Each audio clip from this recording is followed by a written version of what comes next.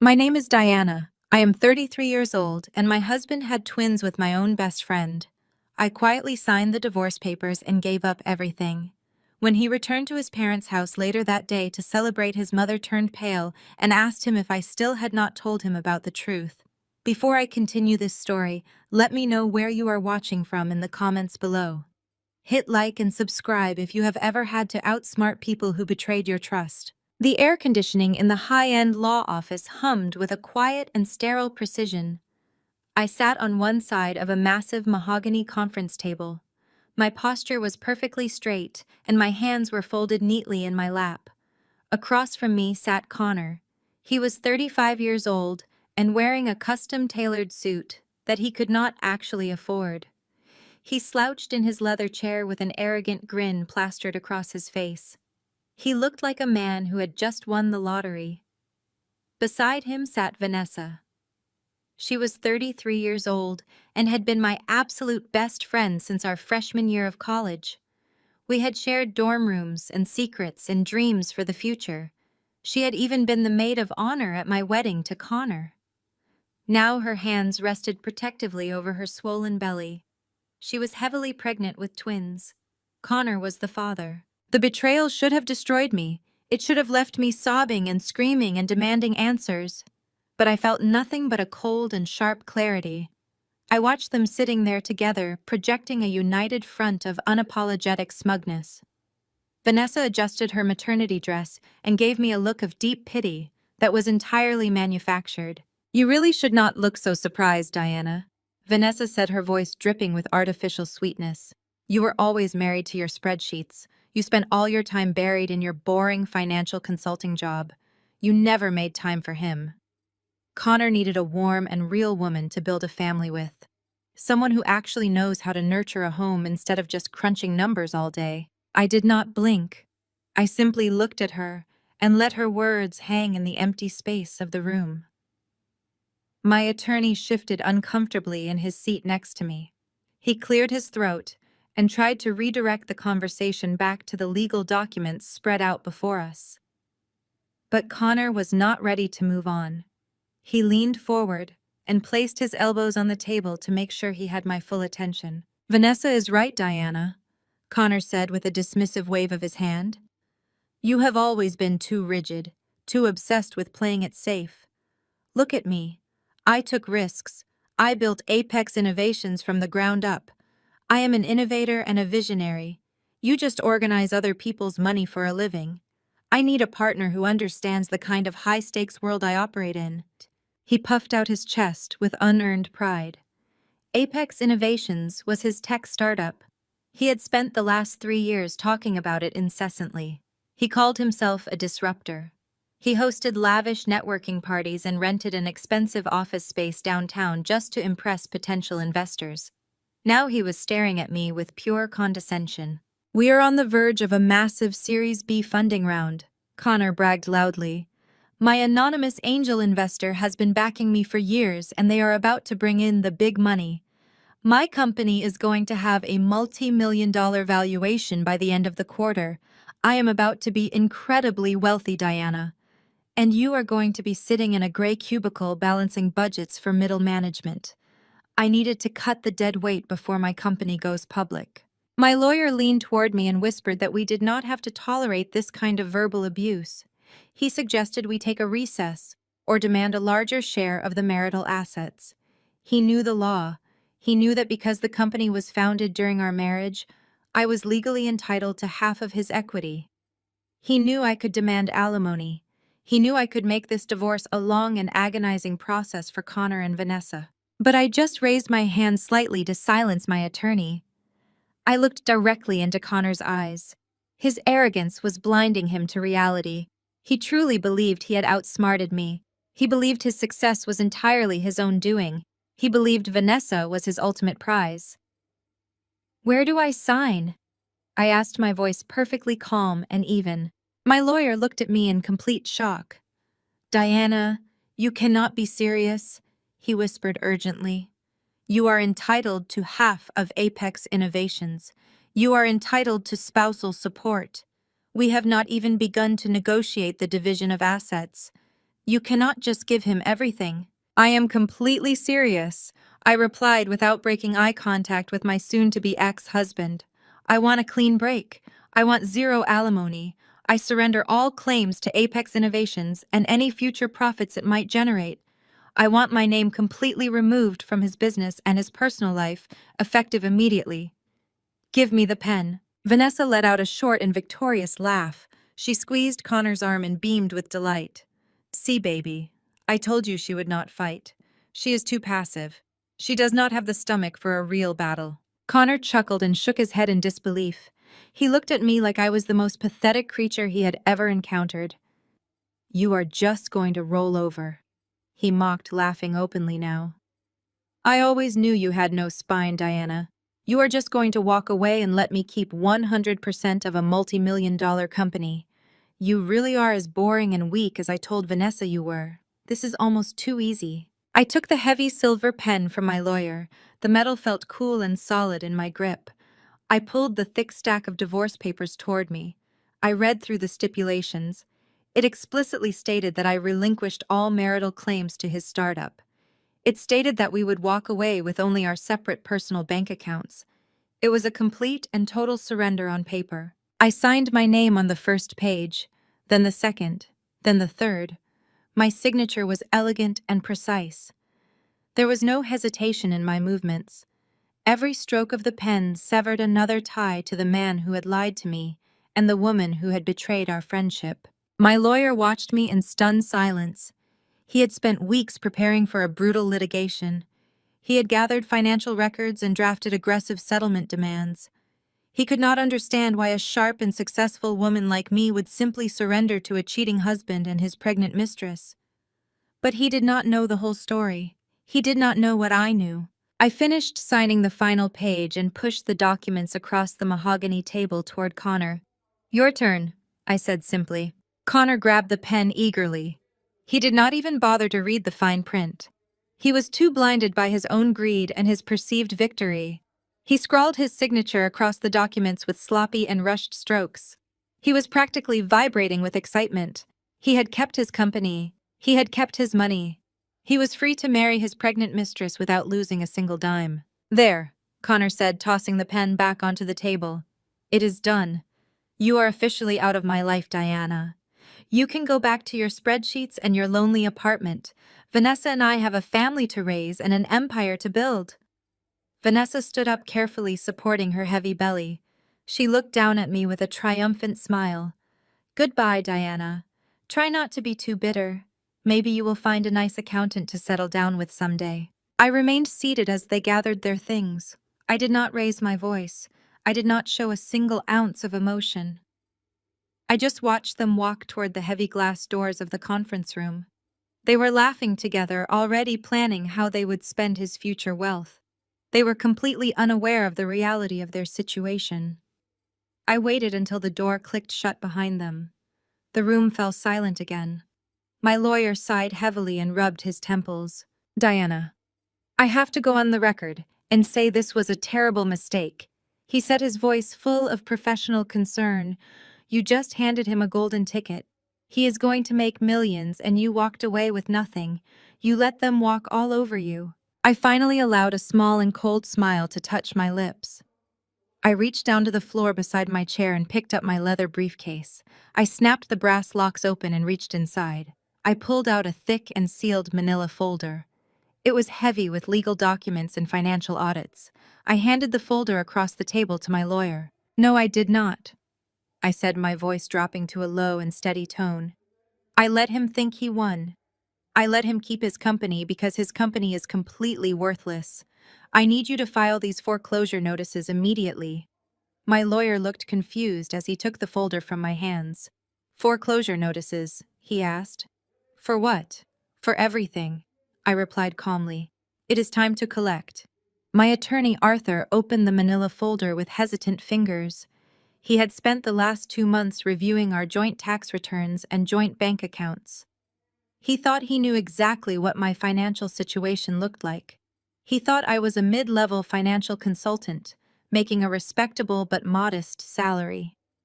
That was the story I had sold to Connor for our entire marriage, and it was the story my lawyer had believed up until this exact second.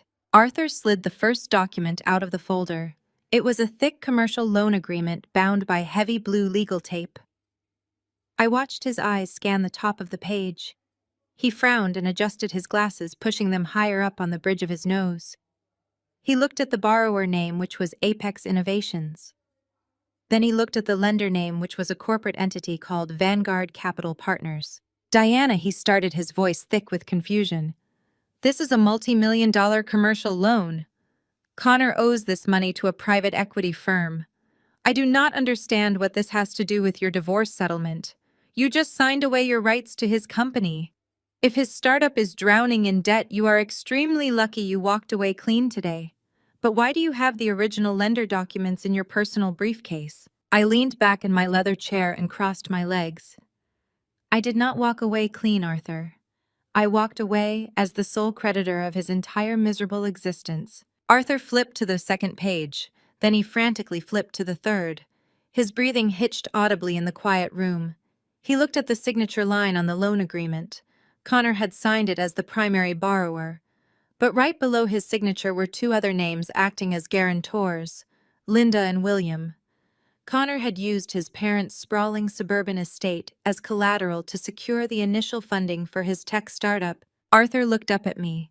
His face was entirely pale and a bead of sweat formed on his forehead. Diana, this loan is for an astronomical amount of money. If Connor defaults on this, his parents lose their home. They lose everything they have worked for their entire lives.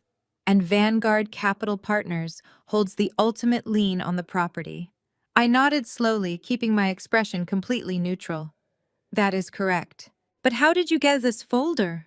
Arthur asked. He was flipping through the pages faster now, looking for a catch or a loophole. Did you steal these from his home office? If you did this, evidence is completely inadmissible in a court of law. We cannot use stolen financial documents to leverage a better divorce settlement. It is career suicide for both of us. I let out a soft and genuine laugh. I did not steal them, Arthur. I own them. He froze. The heavy paper crumpled slightly in his rigid grip. What do you mean you own them?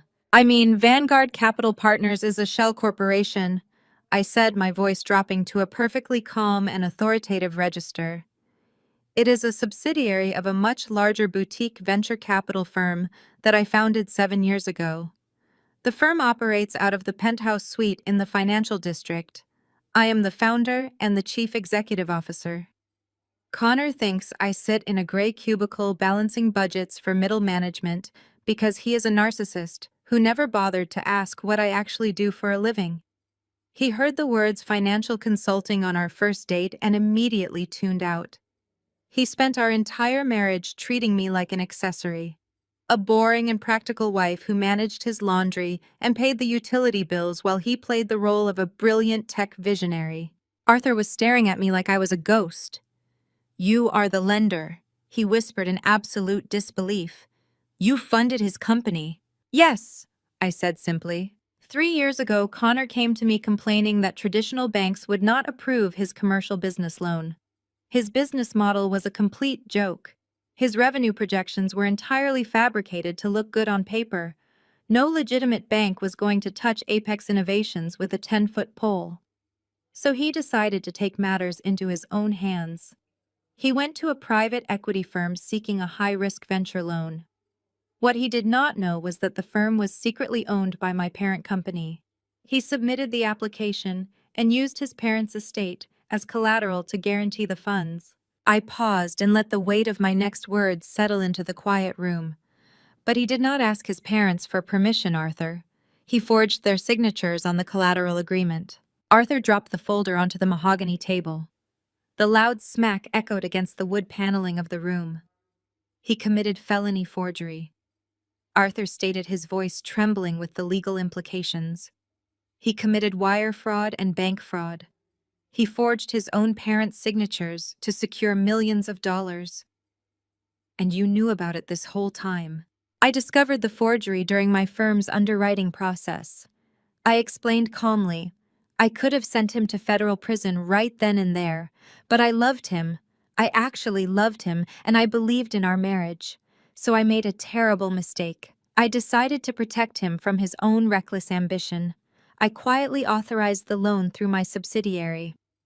I became his anonymous angel investor.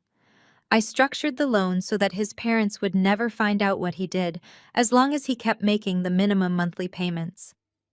Every time his company nearly went bankrupt over the past 3 years, I quietly injected more capital through Vanguard.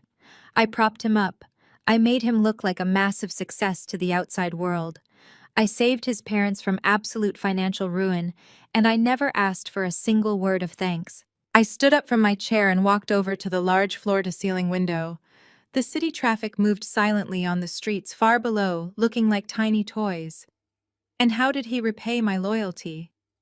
I asked the glass window. He slept with my best friend. He got her pregnant with twins. He brought her into this very office and mocked me to my face. He called me weak. He called me boring. He said he was cutting the dead weight so he could build an empire with a real woman. I turned back to face my lawyer. Arthur was looking at the documents with a completely new understanding. The professional pity he had felt for me 10 minutes ago had entirely vanished. It was replaced by a profound and terrified respect. Look at page 14 of the loan agreement. I instructed him, pointing at the folder. Read section 4, paragraph B. Arthur quickly flipped through the thick stack of papers. He found the section and began to read aloud, his voice echoing slightly. In the event of a significant moral failing, including but not limited to criminal conviction, public scandal, or the dissolution of the primary borrower's marriage, the lender reserves the right to trigger an immediate morality clause. Arthur stopped reading. He looked up at me. His mouth was slightly open. Keep reading, I commanded gently. Arthur swallowed hard and looked back down at the page. Upon the triggering of said morality clause, the entire principal balance of the loan, plus all accrued interest, shall become immediately due and payable in full. Failure to remit payment within 48 hours will result in the immediate freezing of all business assets and the execution of all collateral liens. He set the paper down carefully as if it might burn his fingers. His hands were shaking slightly. You embedded a poison pill in his own funding, Arthur said, marveling at the legal trap. You tied his company's survival directly to the fidelity of your marriage. I am a venture capitalist, Arthur, I replied, picking up my leather gloves from the table. I manage risk for a living. Connor was a massive risk.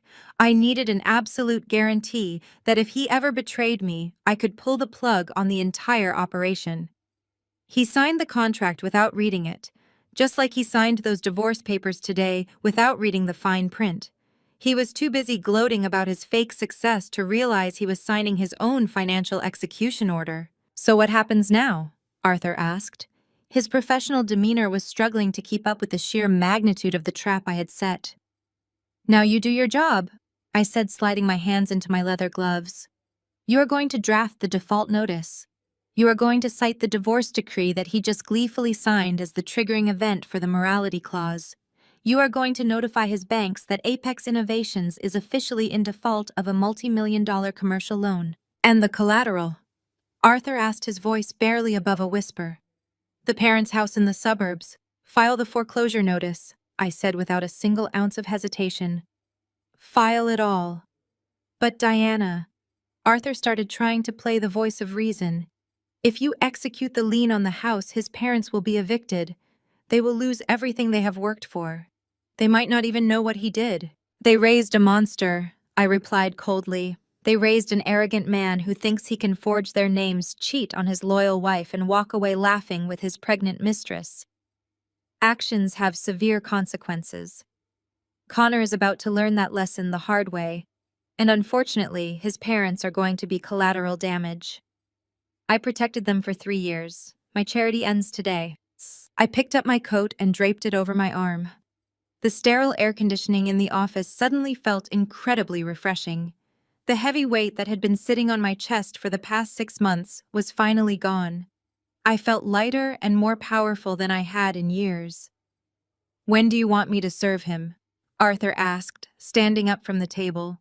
He was gathering the documents and placing them securely back into the manila folder. Should I send the courier this afternoon to his office? I looked at the sleek silver clock on the wall. It was Friday afternoon. Connor and Vanessa were probably already on their way to some expensive restaurant to celebrate their victory. They were probably toasting to their brilliant future.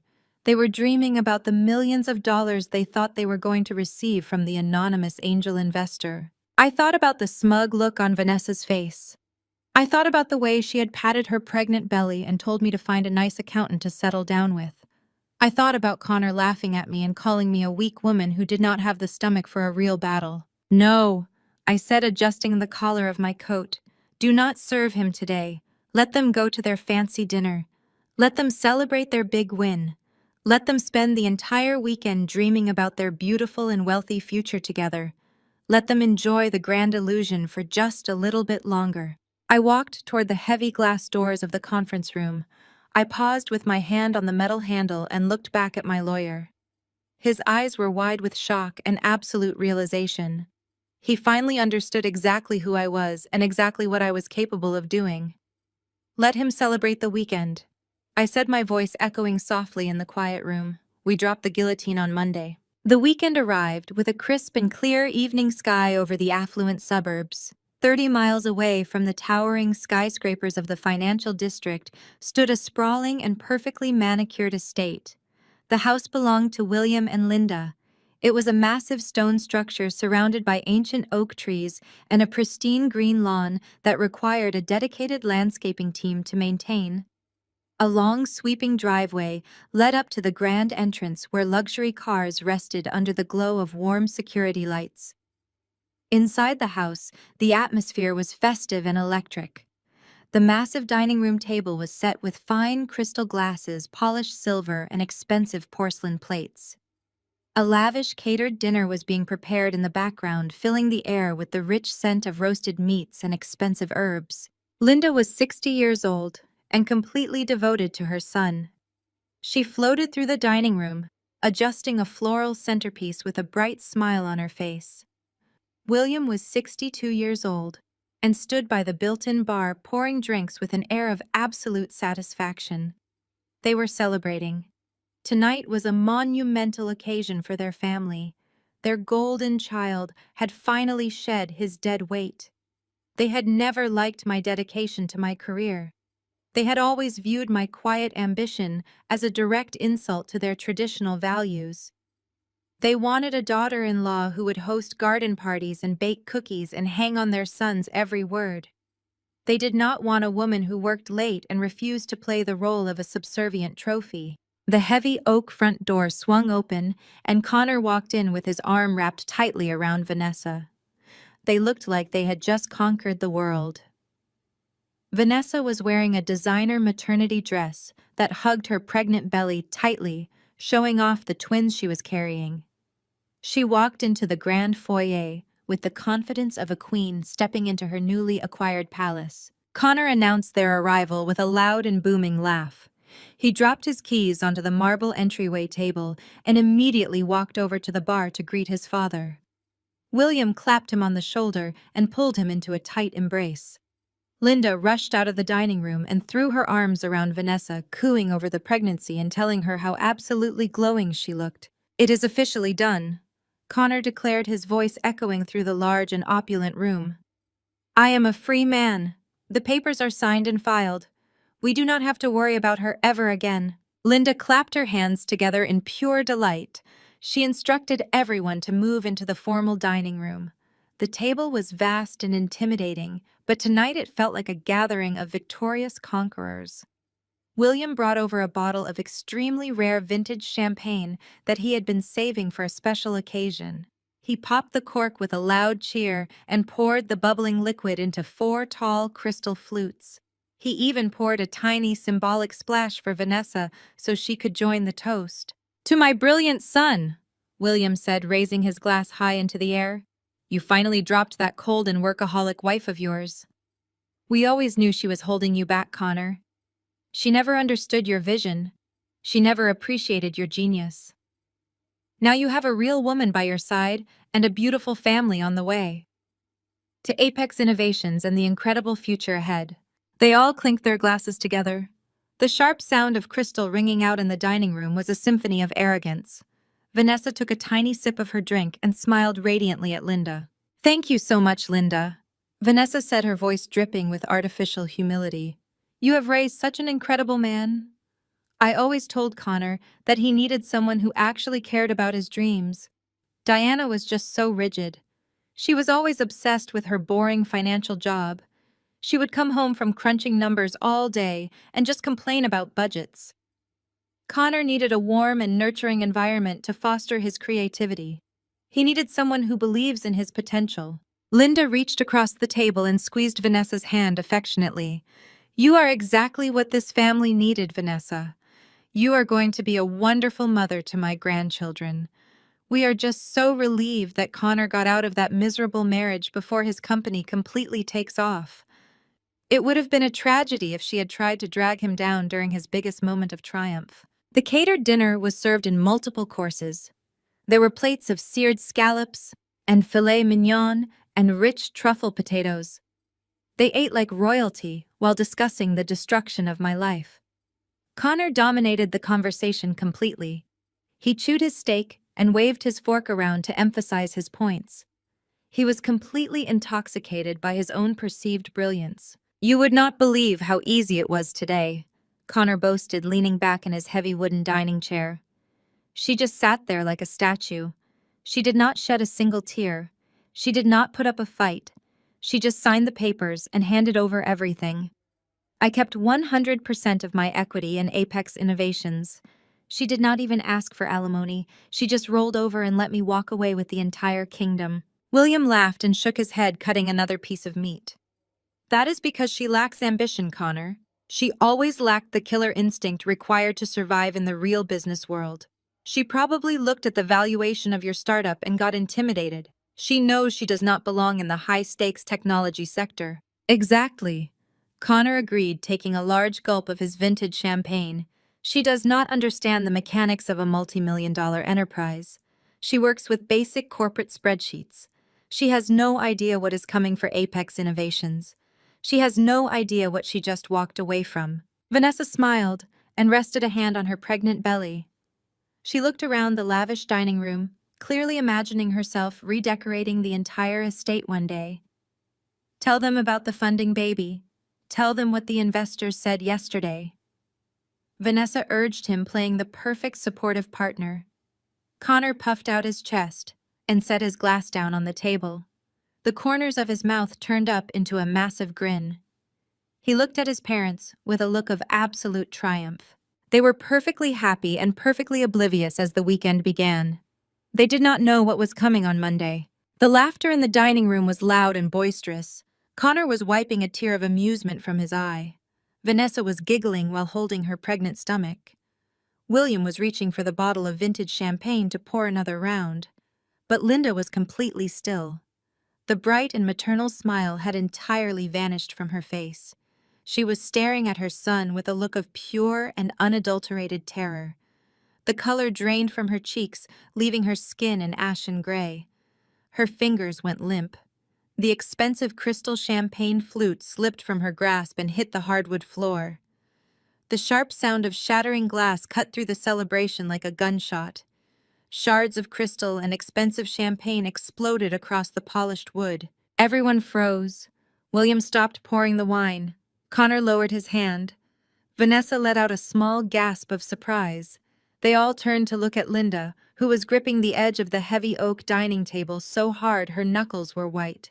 Her chest was heaving as she struggled to pull air into her lungs. "Mom, what is wrong?" Connor asked, his confident smirk faltering slightly.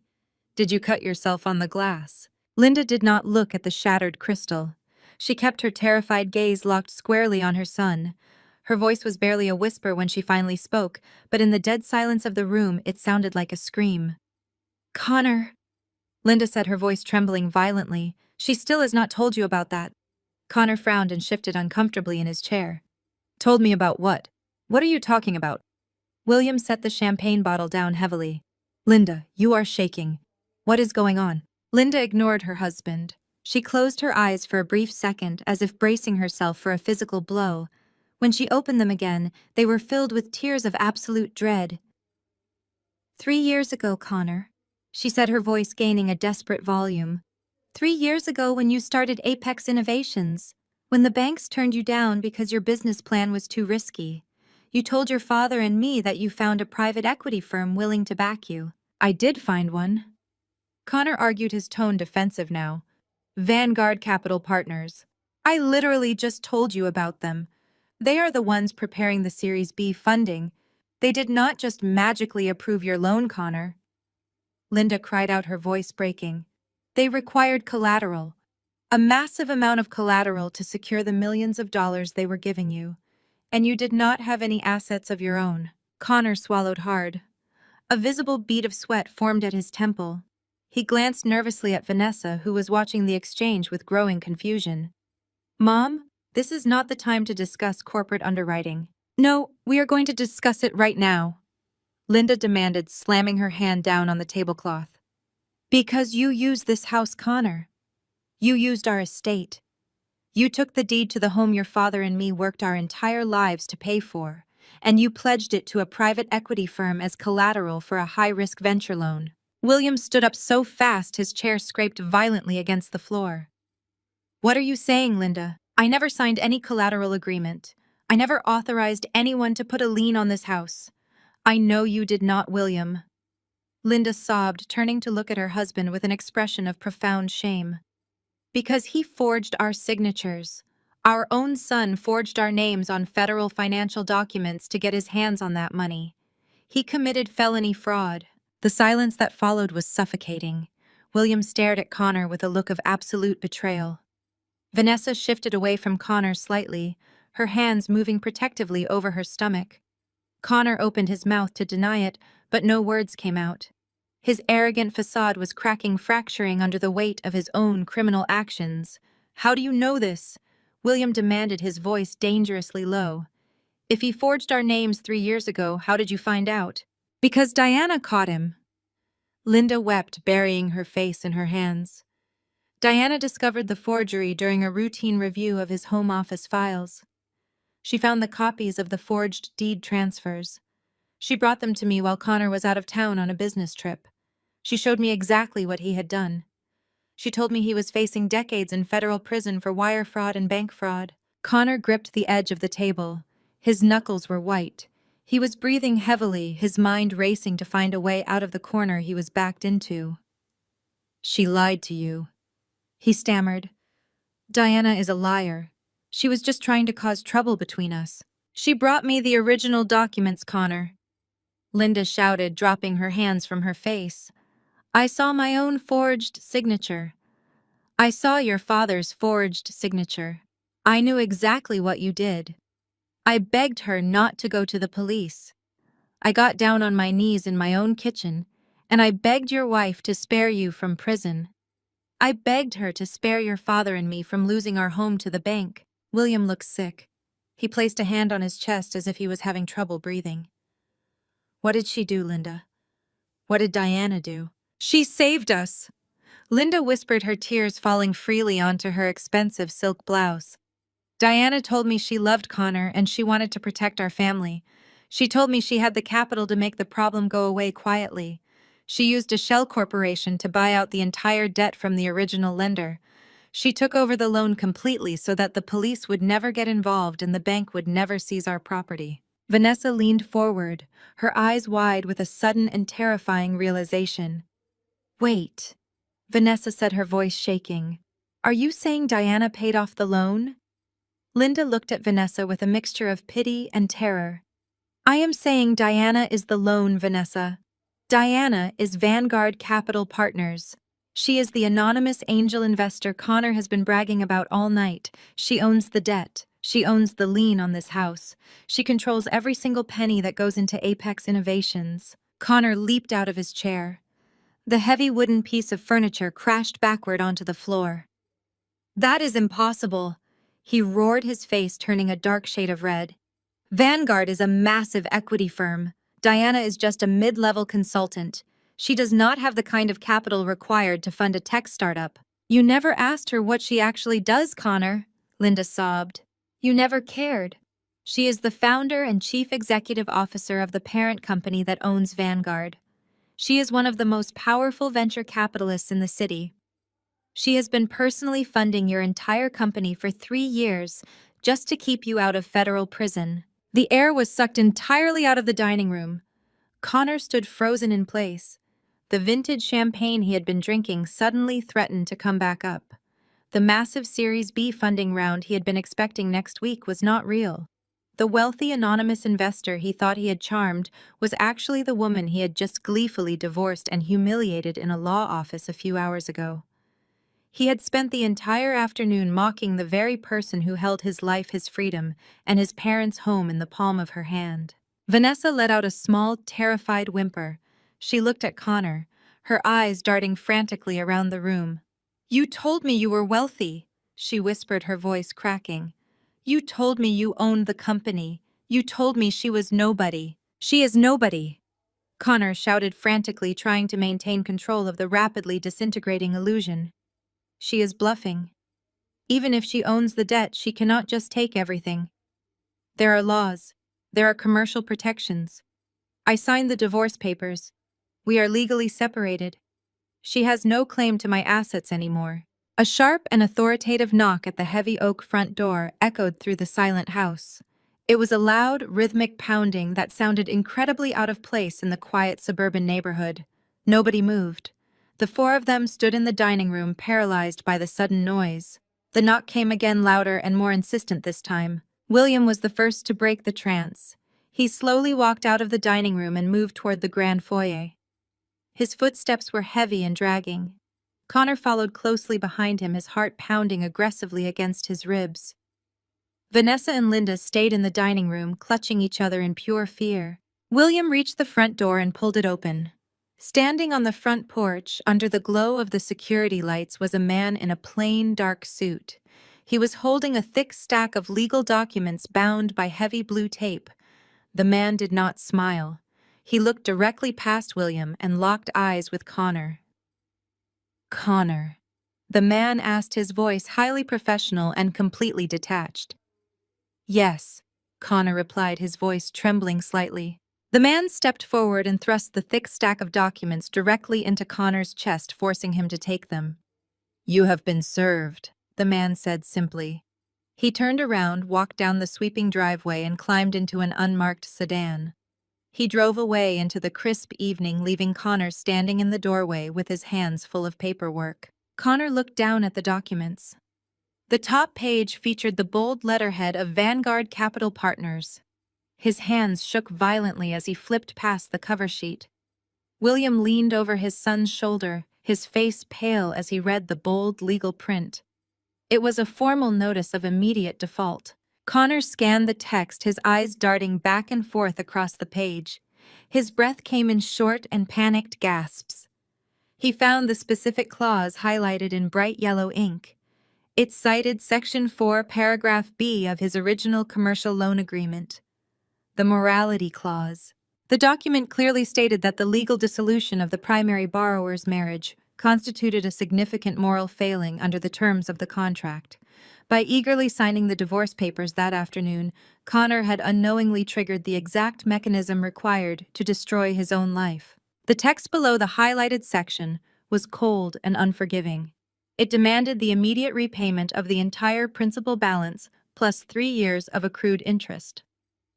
It stated that failure to remit the full payment within 48 hours would result in the immediate freezing of all business assets associated with Apex Innovations. Furthermore, it confirmed that the lender would execute the collateral lien on the suburban estate, resulting in immediate foreclosure proceedings. Connor dropped the papers onto the marble entryway table. The documents scattered across the polished surface, laying out his absolute ruin for everyone to see. He backed away from the table, his hands gripping his hair in a gesture of pure desperation. "She did it," Connor whispered, his voice cracking. He looked at his father, his eyes wide with a terror he had never experienced before. "The divorce was the trigger. She let me sign the papers so she could default the loan. She is taking the company. She is taking the house. She is taking everything. William stared at the scattered papers, his own financial ruin staring right back at him. He turned to look at his golden boy, the son he had praised and enabled for 35 years. For the first time in his life, William had absolutely no idea how to fix his son's mistakes. The grand celebration was completely over. The vintage champagne was pooling on the dining room floor, mixing with the shattered crystal. The elaborate dinner was turning cold on the fine porcelain plates. The facade of wealth and success had been entirely dismantled in a matter of minutes. Diana had not just walked away from the marriage, she had strategically and flawlessly set the entire kingdom on fire. Connor snatched the thick stack of legal documents off the polished marble table and hurled them across the grand foyer. The papers scattered like dead leaves, hitting the base of the sweeping staircase. His face was a rigid mask of pure and aggressive denial. He paced back and forth across the entryway, running his hands through his hair. His chest heaved as he let out a loud and forced laugh that echoed harshly against the high ceilings. "It is a bluff," Connor shouted, his voice cracking slightly with manic energy. "It is a completely pathetic and desperate bluff. Diana does not have the capital to hold a loan of this magnitude. She is trying to scare us because she realizes she made a massive mistake signing those divorce papers today. She wants me to panic and offer her a settlement. She wants me to beg." William stood frozen by the open front door, staring at his son in utter disbelief. He looked down at the scattered papers, which clearly bore the official seals of the county clerk and Vanguard Capital Partners. William was a man who understood the ruthless nature of corporate law. He knew a legitimate legal filing when he saw one. He knew this was not a scare tactic. Linda and Vanessa emerged from the dining room, drawn by the sound of Connor shouting. Vanessa clutched her pregnant stomach, her eyes wide with mounting terror. She looked at the documents covering the floor and then at Connor. Her entire future was suddenly resting on the precipice of absolute destruction. "Connor, what is happening?" Vanessa asked, her voice trembling. "Is she really taking the company? Is she taking the money?" Connor immediately rushed over to Vanessa and grabbed her by the shoulders. He forced his facial features into a mask of complete confidence, playing the role of the fearless tech visionary. He needed her to believe the illusion was still intact. He needed to believe it himself. "Nobody is taking anything, Vanessa," Connor insisted, his tone dripping with arrogant certainty. "Diana is a mid-level consultant. She balances spreadsheets for middle management. She does not have the personal wealth or the corporate infrastructure to back a multi-million-dollar venture capital firm. She probably hired a cheap lawyer to draft these fake notices just to ruin our celebration. I am going to call my legal team on Monday morning and we are going to crush her. We are going to sue her for harassment and extortion. We are going to take everything she actually owns." He pulled Vanessa into a tight embrace, stroking her hair and whispering empty promises about their wealthy future. He told her about the luxury baby moon they were going to take. He reminded her of the massive Series B funding round that was supposedly hitting their bank accounts next week. He painted a picture of absolute financial invincibility. But over Vanessa's shoulder, Connor locked eyes with his father. William was not buying the performance. William saw the raw and unfiltered panic hiding behind his son's arrogant bravado. William knew that the golden boy had finally flown too close to the sun. The rest of the weekend was an agonizing exercise in psychological torture. Connor refused to let anyone discuss the default notice. He forced Vanessa to continue shopping for expensive nursery furniture online. He drank heavily, pouring glass after glass of expensive scotch to quiet the screaming voice of doubt in his own head. He paced the floors of his luxury apartment at night, staring at his phone and waiting for Monday morning to arrive. He was absolutely convinced that he could fix this with a few angry phone calls. He believed his charisma and his status as a tech founder would magically override the legal reality of his situation. Monday morning finally broke over the city. The sun rose, casting long shadows across the financial district. Connor did not even bother to go into the Apex Innovations office. He sat at his glass dining table wearing a wrinkled t-shirt and sweatpants. He opened his laptop and lined up his cell phone, a notepad, and his corporate banking tokens. He was ready to clear up this ridiculous administrative error. He confidently dialed the premium dedicated support line for his primary corporate bank. He entered his platinum account number and his secure PIN. He fully expected to hear the usual sycophantic greeting from his assigned wealth manager. Instead, the automated system transferred him directly to a generic customer service queue. Connor tapped his fingers impatiently against the glass table. After 5 agonizing minutes of hold music, a representative finally answered. Her voice was flat and entirely devoid of the respect Connor felt he deserved. "I need to speak with my dedicated account manager immediately," Connor demanded, using his most authoritative executive voice.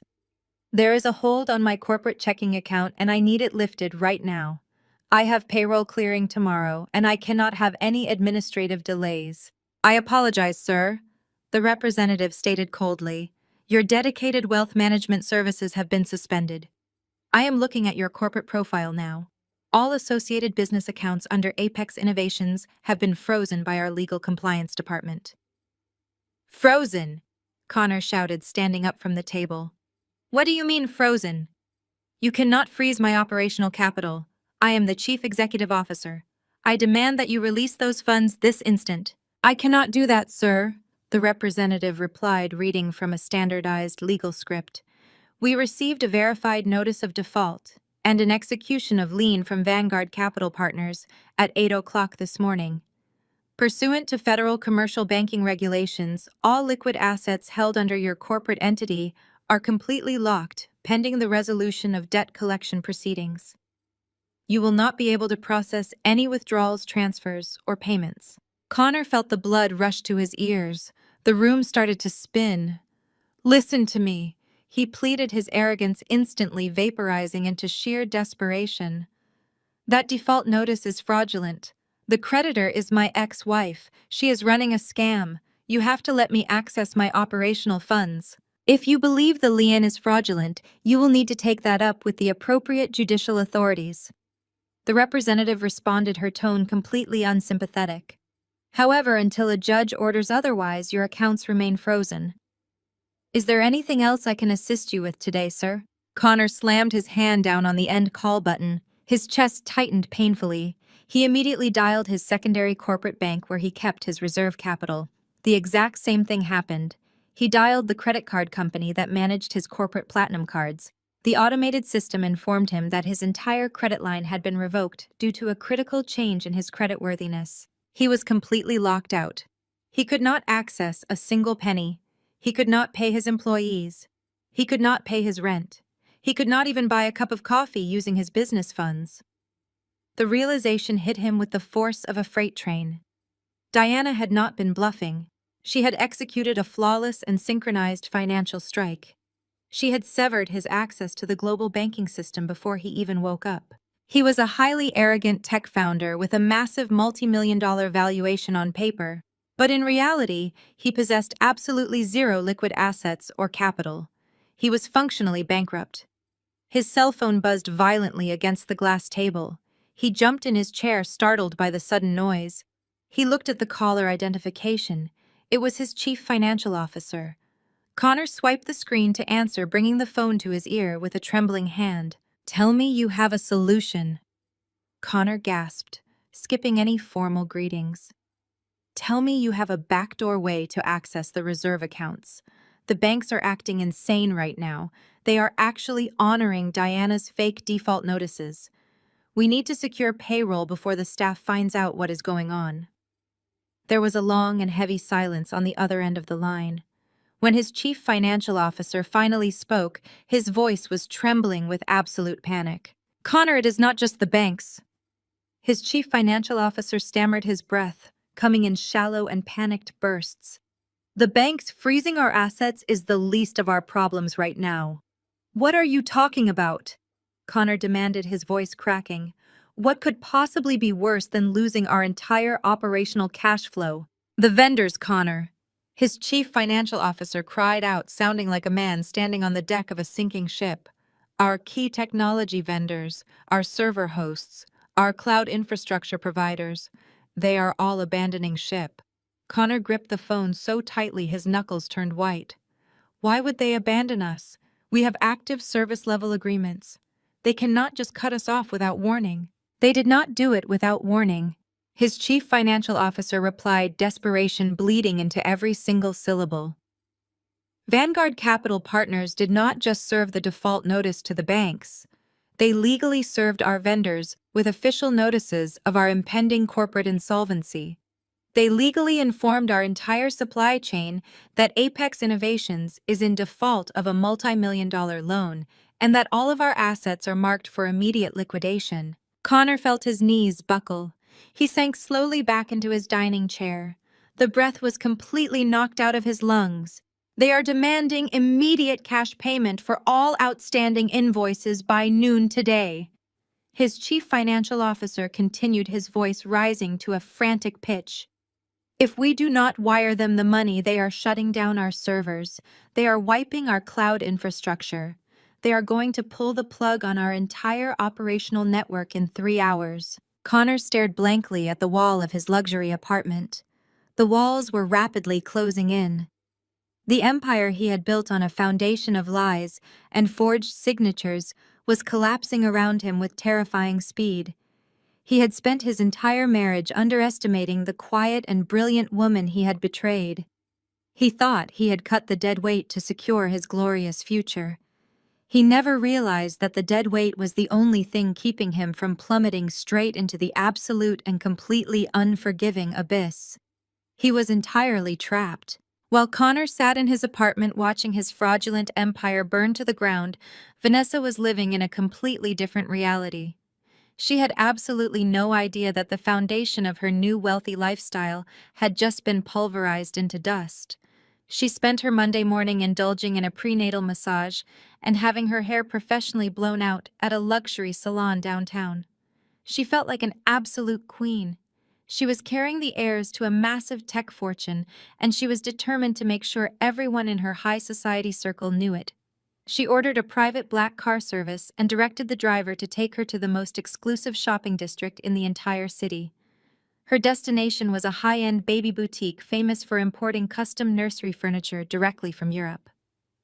It was the kind of store where prices were never displayed on the items, because if you had to ask how much it cost, you clearly did not belong there. Vanessa stepped out of the black car and walked through the heavy glass doors of the boutique.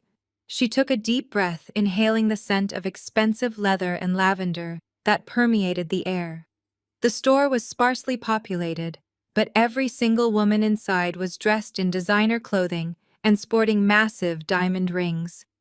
This was exactly where Vanessa wanted to be. This was the elite social echelon she had betrayed her best friend to reach.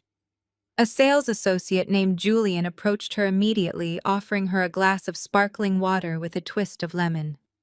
Vanessa accepted it gracefully. She made sure to rest her hand gently on her pregnant belly to ensure he noticed she was expecting twins. She spent the next hour walking through the pristine showroom, pointing at items with absolute authority. She was playing the role of the wealthy tech founder's wife perfectly. She selected a matching pair of hand-carved Italian cribs, painted in a soft ivory finish. She chose a custom gliding chair upholstered in imported crushed velvet and a massive changing table made of sustainable mahogany. She added designer silk blankets, cashmere swaddles, and a custom crystal chandelier for the nursery ceiling. She even booked a high-priced artist to paint a custom mural on the nursery wall. The total bill came to just over $15,000. Vanessa did not even blink at the astronomical number. To her, $15,000 was just a tiny drop in the bucket of Connor's impending venture capital funding. She felt invincible. She walked up to the sleek marble checkout counter with a triumphant and glowing smile. 2 other expectant mothers were standing nearby, finalizing their own exorbitant purchases. Vanessa made sure to speak loudly enough for them to hear her order total. She wanted them to know she was casually dropping 15 grand on nursery furniture on a random Monday morning. She opened her designer handbag and confidently pulled out a heavy metal corporate platinum credit card. The card was directly linked to the primary business accounts of Apex Innovations. Connor had given it to her with strict instructions to buy whatever she wanted to make the twins' nursery absolutely perfect. She handed the heavy metal card to the cashier, who took it with a polite smile and swiped it through the terminal. Vanessa turned to one of the other mothers and struck up an unsolicited conversation about hiring an exclusive night nurse from a premium agency. She was so busy showing off and playing her part that she almost did not hear the small negative beep from the credit card machine. The cashier frowned slightly and looked down at the computer screen. "I am sorry, madam," the cashier said, her voice polite but carrying a hint of strain. "It seems this card has been declined." Vanessa stopped talking mid-sentence. She snapped her head back toward the register, her perfect smile freezing on her face. The two wealthy mothers next to her also went completely silent, turning their attention to the unfolding scene. A heavy and awkward tension instantly filled the high-end boutique. "Declined." Vanessa scoffed, letting out a sharp and condescending laugh. She waved her hand dismissively at the terminal. "That is completely impossible. That is a corporate platinum card with no preset spending limit. The account holds millions. Run it again. Your machine is obviously malfunctioning." The cashier nodded apologetically and ran the heavy metal card through the terminal a second time. The machine emitted the exact same negative beep. The red light flashed on the screen, confirming the rejection.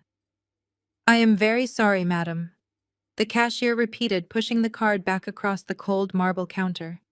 "The terminal says the account is frozen. Do you perhaps have another form of payment we could use to cover the $15,000 balance today?" Vanessa felt a sudden rush of heat flood her cheeks. Her face turned a bright and embarrassing shade of crimson.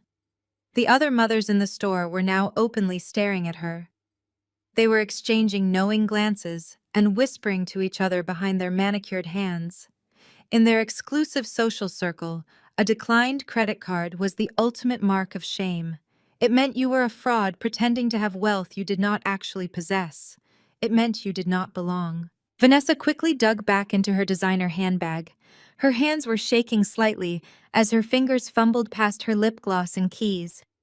She pulled out a second credit card. This one was a personal gold card, also tied directly to Connor's accounts. She slapped it down on the counter. "Use this one," Vanessa demanded. Her voice had lost its previous elegant confidence and was taking on a shrill, desperate edge. "The bank is probably just putting a security hold on the corporate card, because it is a large purchase out of state. Just use the personal card." The cashier picked up the gold card and swiped it. The machine beeped negatively again.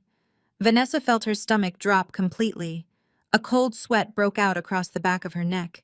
She pulled out a third card, then a fourth. She threw them onto the marble counter in a blind panic. "Swipe them all," she ordered, her voice rising in pitch, echoing loudly in the quiet store. "Swipe every single one of them. There is plenty of money. My fiancé is a chief executive officer." The cashier patiently swiped the remaining cards one by one. Every single one was instantly declined. The negative beeps sounded like tiny alarms broadcasting her failure to the entire room. The situation had escalated from an awkward retail transaction into a full-blown public spectacle. The boutique manager walked over to the register, sensing the rising tension and the disruption to the store's peaceful atmosphere. The two wealthy mothers had completely stopped their own transactions to watch Vanessa humiliate herself. They were looking at her with undisguised pity and judgment. "Ma'am," the boutique manager said, stepping in front of the cashier and placing a firm hand on the counter. "I am going to have to ask you to please step aside. Your payment methods are all coming back as invalid, and you are holding up the line for our other clients. If you would like to call your financial institution to resolve the holds, you may do so outside. But we cannot process this order for you today." "Step aside," Vanessa hissed, her voice vibrating with pure indignation and terror. "Do you know who my fiancé is? He is the founder of Apex Innovations. We are about to close a multi-million-dollar funding round. We could buy this entire store and fire everyone in it." The boutique manager maintained a professional and completely unsympathetic smile. "I am sure you could, ma'am," the manager replied coldly, gesturing toward the exit. "But right now you cannot even afford to buy a receiving blanket. Please step aside and let our paying customers finish their transactions." Vanessa gasped. She grabbed her useless credit cards off the marble counter, scraping her nails against the stone. Tears of absolute mortification pricked the corners of her eyes. She could hear the other mothers openly stifling their laughter behind her back. She turned on her heel and stormed out of the boutique, pushing the heavy glass doors open with far too much force. She marched out onto the busy city sidewalk, her chest heaving with aggressive and panicked breaths. She had never been so thoroughly humiliated in her entire life. She felt like an absolute imposter exposed for the whole world to see. She immediately pulled out her cell phone and dialed Connor's number. She paced back and forth on the concrete, gripping the phone so tightly, her knuckles turned stark white. He answered on the third ring. His voice sounded strained and breathless, but Vanessa was far too angry to notice his underlying panic. "Connor, what the hell is wrong with your bank accounts?" Vanessa screamed right into the receiver, completely ignoring the pedestrians walking past her on the street. "I just tried to buy the nursery furniture, and every single card you gave me was declined. The cashier told me to step aside like I was some kind of peasant. I was publicly humiliated in front of half the neighborhood. You need to call your wealth manager and fix this bank error right now." There was a heavy and agonizing silence on the other end of the line.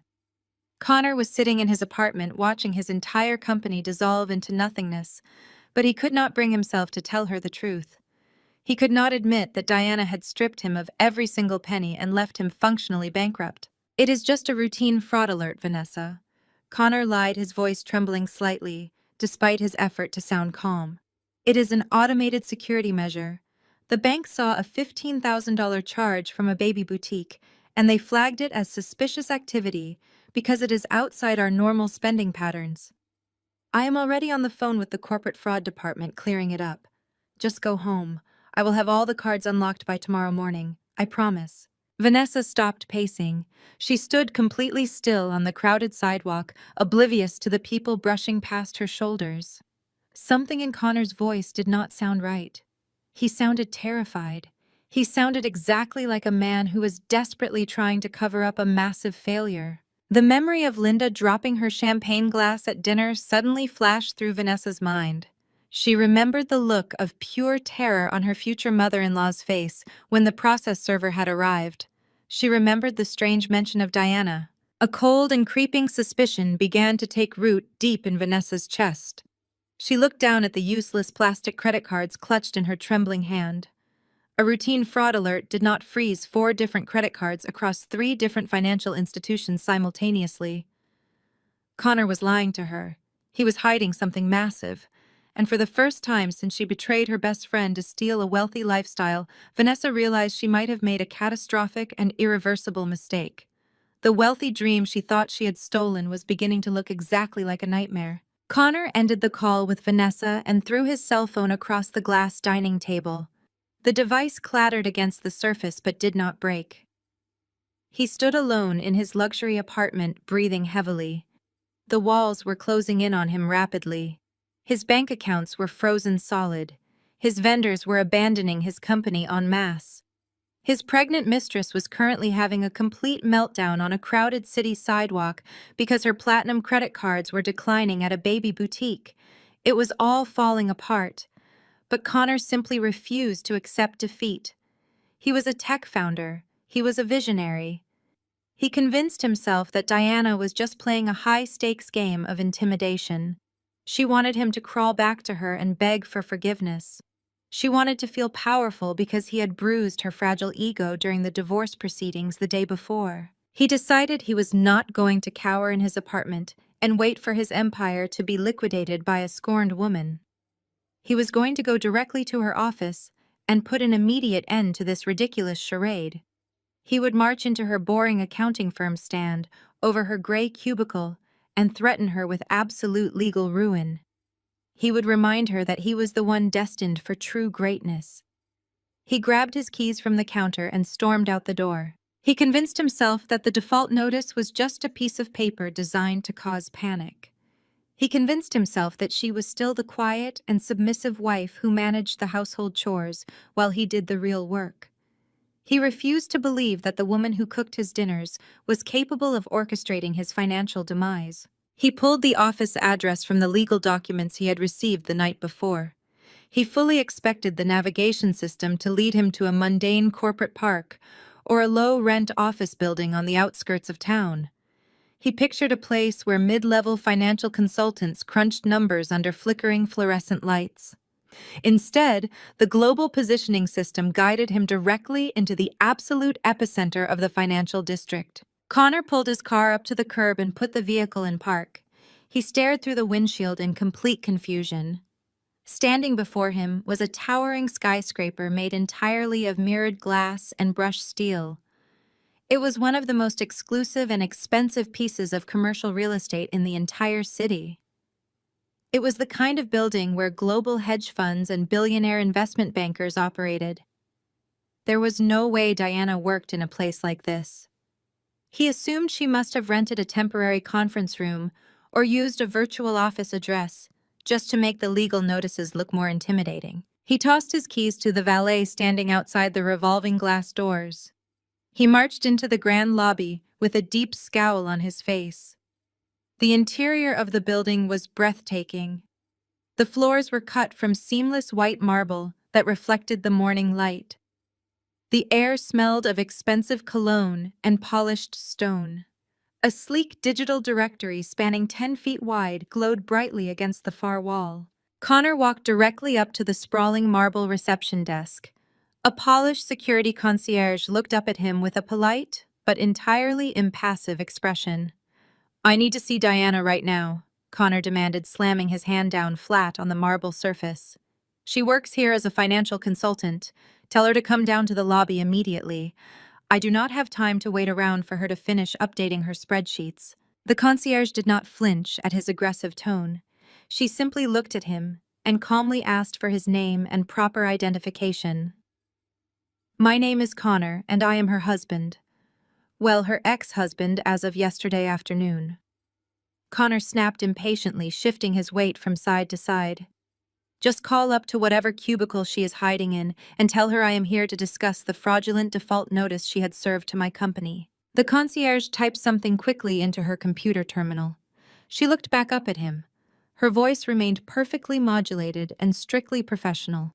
"Sir, you are not on the approved visitor list for the penthouse level. I cannot allow you past the security turnstiles. If you do not have a scheduled appointment, I must ask you to step away from the desk and leave the premises." Connor let out a harsh and mocking laugh. "The penthouse level." He repeated, his voice dripping with absolute condescension. "You have got to be kidding me. She does not work in the penthouse. She is a low-level consultant. She balances checkbooks. Look at the building directory. Just look up her name." He turned around and pointed aggressively at the massive digital screen glowing on the marble wall behind him. He marched over to the directory, intending to prove the concierge wrong. He scanned the alphabetical list of corporate tenants occupying the towering skyscraper. He passed the names of international law firms and global banking conglomerates. His eyes scanned up to the very top of the list, representing the highest and most expensive floor in the building. His breath hitched sharply in his throat. He stopped breathing entirely. Listed on the directory in bold silver letters was Vanguard Capital Partners. Beside the company name occupying the entire penthouse suite was a single line of text that caused Connor's entire reality to shatter into a million jagged pieces. Founder and Chief Executive Officer Diana. He stared at the glowing letters on the screen. He read them over and over again. The words burned deeply into his retinas. Founder, Chief Executive Officer, Penthouse Suite. Diana was not a mid-level consultant. She did not sit in a gray cubicle. She was not balancing budgets for middle management. She was the absolute apex predator of the venture capital world. She was the one who funded the empires. She was the one who decided which companies lived and which companies died. She commanded the top floor of the most intimidating building in the city. The crushing weight of his own profound stupidity hit him like a physical blow to the chest. He had spent his entire marriage talking down to a woman who possessed more wealth power and business acumen than he could ever dream of achieving. He had brought his pregnant mistress into a divorce proceeding and bragged about a multi-million-dollar funding round to the exact billionaire who was quietly orchestrating his financial execution. He realized with terrifying clarity that she had not just bought his debt. She owned him. His aggressive denial rapidly morphed into an explosive and uncontainable rage. His fragile ego could not process the sheer magnitude of his public humiliation. He spun around to face the security desk again. His face was flushed a dark crimson, and his hands were curled into tight, trembling fists. "Diana!" Connor roared at the top of his lungs. His voice echoed violently across the pristine marble lobby, bouncing off the high ceilings. "Get down here right now. You cannot do this to me. You cannot steal my company." The polished and professional atmosphere of the lobby instantly shattered. Business executives in expensive suits stopped walking and stared at the raving man causing a scene. 3 large security guards immediately stepped forward from their posts, converging on Connor from different angles. They moved with silent military precision, ready to physically drag him out through the revolving doors and toss him onto the street. Connor completely ignored them. He kept screaming her name, demanding that she face him. He shouted that she was a liar and a thief and a coward. He wildly waved his arms, causing the security guards to close the distance even faster. Suddenly, a distinct and melodic chime rang out through the lobby. Everyone turned to look. The heavy brushed steel doors of the private express elevator slid open smoothly. The shouting died instantly in Connor's throat. He stood frozen in place, his mouth hanging slightly open. Diana stepped out of the elevator. She was wearing a perfectly tailored designer suit that radiated absolute authority and power. She was flanked on her right side by Arthur, her lead attorney, and on her left side by her personal head of security. She looked impeccable, untouchable, and completely unfazed by the pathetic chaos unfolding in the lobby. She stopped walking and looked across the expansive marble floor. She locked eyes with Connor. She did not look angry or upset or intimidated. She simply looked down at him, the exact way a person looks at an insignificant and annoying insect right before they step on it. He realized in that devastating second that he had absolutely no leverage. He was entirely at her mercy, and she possessed absolutely no mercy for him at all. Connor stood entirely paralyzed as Diana approached him. The 3 large security guards who had been ready to drag him onto the street immediately stepped back and lowered their hands out of deep respect for their chief executive officer. The vast marble lobby of the financial district skyscraper grew completely silent. The wealthy investment bankers and corporate lawyers who had paused to watch the commotion now watched with bated breath. They recognized Diana. They knew her reputation as a ruthless and brilliant venture capitalist. They also recognized a man who was about to be utterly destroyed. Diana walked across the polished marble floor with a slow and deliberate pace. Her heels clicked sharply against the stone, echoing in the quiet space. She did not look angry. She did not look vindictive. She looked like a predator analyzing a trapped prey. Arthur, her lead attorney, walked one step behind her right shoulder, holding a thick black leather binder. The head of security walked behind her left shoulder, scanning Connor for any sudden movements. Connor tried to speak, but his throat was completely dry. He opened his mouth to shout another threat or demand an explanation, but the words simply dissolved into a pathetic gasp. He was standing in the very center of her empire. He had driven here expecting to intimidate a weak and subservient wife. Instead, he was facing a titan of the financial industry who had quietly orchestrated his absolute ruin. Diana stopped exactly 3 feet away from him. She looked him up and down, taking in his wrinkled t-shirt, his disheveled hair, and the wild panic shining in his eyes. "You are making a mess in my lobby, Connor," Diana said, her voice smooth and entirely devoid of any emotion. "I suggest you lower your voice before I have my security team escort you directly to the local police precinct." Connor swallowed hard. His hands were shaking violently at his sides. "Diana, you cannot do this," he pleaded, his previous arrogance entirely replaced by begging. "You cannot just freeze my entire life. Apex Innovations is my company. I built it from the ground up. You have no right to shut down my vendors and lock my bank accounts. We can negotiate a proper settlement. We can work this out like adults." Diana did not smile. She did not blink. She simply raised her right hand slightly. Arthur immediately stepped forward and handed her the thick black leather binder. It was heavy and bound with brass rivets. The front cover bore the official embossed logo of Vanguard Capital Partners. Diana held the binder out toward him. "Take it," she commanded. Connor stared at the black folder as if it were a venomous snake. He slowly raised his trembling hands and took the heavy binder from her grasp. "Open it!" Diana instructed, her tone leaving absolutely no room for negotiation. Connor opened the heavy leather cover. The first page was an official summary of a comprehensive corporate forensic audit. His eyes darted across the bold red numbers and the stark legal warnings. His heart hammered violently against his ribs. "You do not have a company, Connor." Diana said, her voice carrying clearly across the quiet lobby, so that every single bystander could hear the absolute truth. "You have a fraudulent scheme propped up entirely by my capital. That binder contains the complete and unredacted financial audit of Apex Innovations conducted by my internal accounting team over the past 3 weeks. We have documented every single transaction, every false projection, and every fabricated user metric you have ever created." Connor stared at the pages in pure horror. The audit detailed things he thought were completely hidden. "Let us review your brilliant business acumen," Diana continued, her tone sharp and clinical. "You claimed you were generating organic user growth. The audit proves you were using corporate funds to purchase fake user accounts from offshore click farms to artificially inflate your engagement numbers. You told your vendors you had millions in reserve capital. The audit proves you were operating at a massive net loss every single month. Your entire revenue model is a complete fabrication designed to trick investors into giving you more cash." "That is not true." Connor stammered weakly, closing the binder.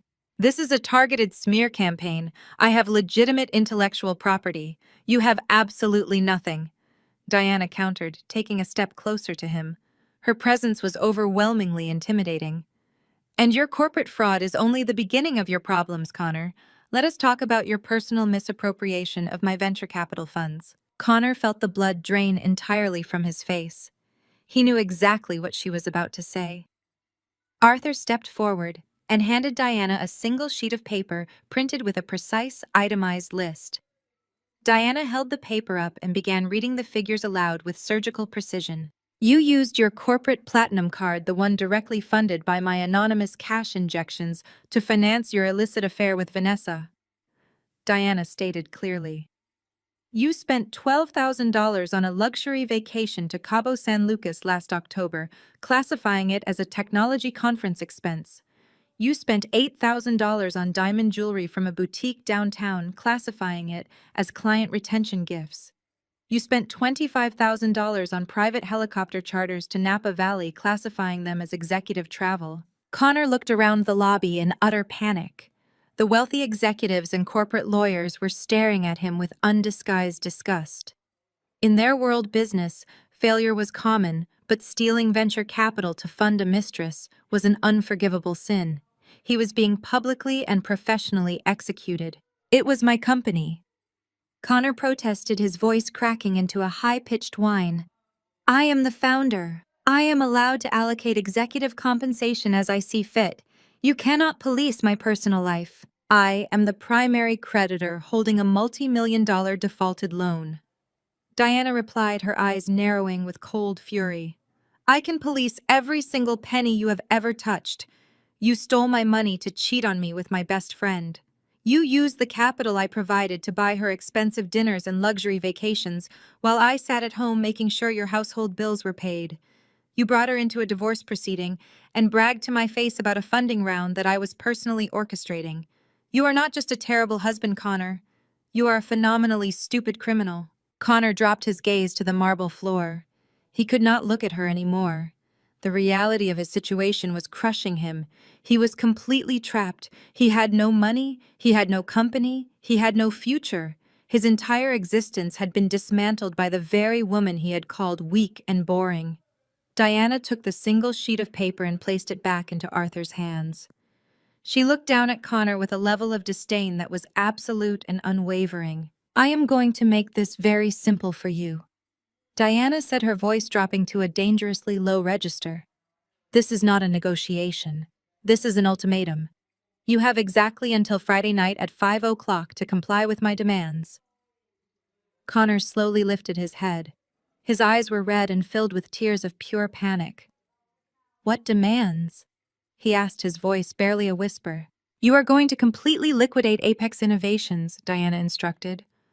You are going to sign over every single patent, every trademark, and every piece of intellectual property to Vanguard Capital Partners.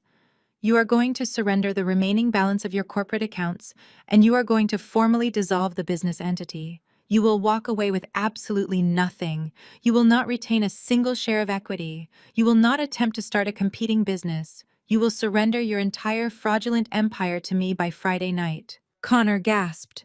You cannot do that! He cried out, clutching the heavy audit binder against his chest. If I surrender the company, I have nothing left.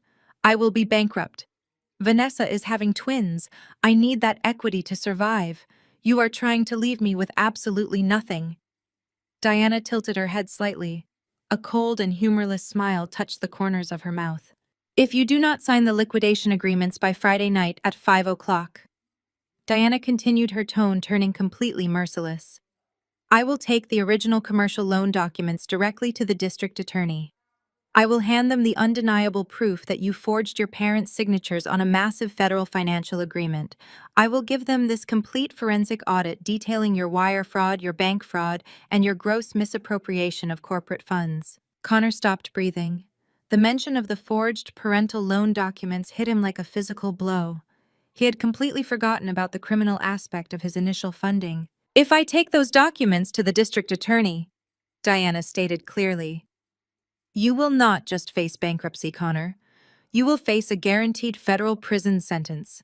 You will spend the next 20 years in a maximum security facility for defrauding a financial institution and forging legal signatures. Your parents will lose their home to the bank, and your precious twins will grow up visiting you behind a glass partition. Connor stood frozen in the center of the pristine marble lobby. His legs felt like they were made of lead. The heavy leather binder in his hands felt like an anchor dragging him down into the darkest depths of the ocean. He was completely out of options. He could not fight her in court because she had undeniable proof of his felonies. He could not appeal to her mercy because he had spent their entire marriage treating her with absolute cruelty. He had mocked her. He had cheated on her. He had paraded his pregnant mistress in front of her. You have until Friday, Diana said, turning away from him. Arthur will email the surrender documents to whatever cheap lawyer you can find who is willing to work for free. I suggest you sign them quickly. If I do not have your signature by 5 o'clock, I make the phone call, and your life is officially over. Diana did not wait for his response. She did not need to hear him beg or plead or try to apologize. She simply turned her back on him and walked toward the private express elevator. Arthur and the head of security followed closely behind her. The heavy brushed steel doors slid open with a soft chime. She stepped inside and turned around to face the lobby as the doors began to close. Connor stood alone on the polished marble floor, clutching the audit of his own destruction. The wealthy executives and lawyers in the lobby stared at him in complete silence. He was a broken and ruined man. He watched the elevator doors slide shut, sealing Diana away in her impenetrable penthouse empire. The reality of his absolute defeat settled heavily over his shoulders. He had absolutely nowhere to run. Connor stumbled out of the mirrored glass building and onto the bustling sidewalk of the financial district. His hands were still trembling as he gripped the heavy black binder. The cold wind bit at his face, but he barely felt it. His mind was racing through a labyrinth of pure and aggressive denial. He refused to accept that Diana had beaten him. He refused to sign the liquidation agreements and hand over his entire life by Friday at 5 o'clock. He was a survivor. He was a disruptor. He just needed capital. If he could find an outside investor to inject emergency cash into Apex Innovations, he could pay off the defaulted loan and escape her trap entirely. He just needed one massive bailout. He pulled out his phone and started making calls. He dialed every contact he had ever schmoozed at every networking event. Most of his calls went straight to voicemail. The vendors had already spread the word of his insolvency. But Connor was relentless. He finally reached a mid-level event promoter who owed him a favor from 2 years ago. Connor cashed in his very last chip. He demanded 2 VIP tickets to the Silicon Summit Gala scheduled for Thursday night. It was the most exclusive technology industry event of the year. Every major venture capitalist and angel investor in the city would be sitting in that ballroom.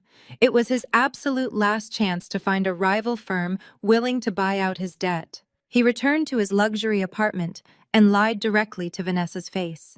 He told her the frozen credit cards were just a temporary glitch caused by their incoming funding. He told her they were going to the gala to celebrate their success and lock in their new partners. Vanessa bought the lie instantly. She spent Thursday afternoon having her hair and makeup professionally done, eager to show off her status to the city's elite. Thursday night arrived with a heavy downpour of rain, but inside the grand ballroom of the Metropolitan Hotel, the atmosphere was entirely insulated by extreme wealth. Crystal chandeliers hung from the vaulted ceilings, casting a warm golden glow over the tables. Waiters in crisp white tuxedos circulated with trays of expensive caviar and vintage champagne. The room was packed with billionaires, software magnates, and the highest echelon of the city's financial sector. Connor walked through the heavy velvet doors, adjusting his bow tie. He was sweating profusely despite the cool air conditioning.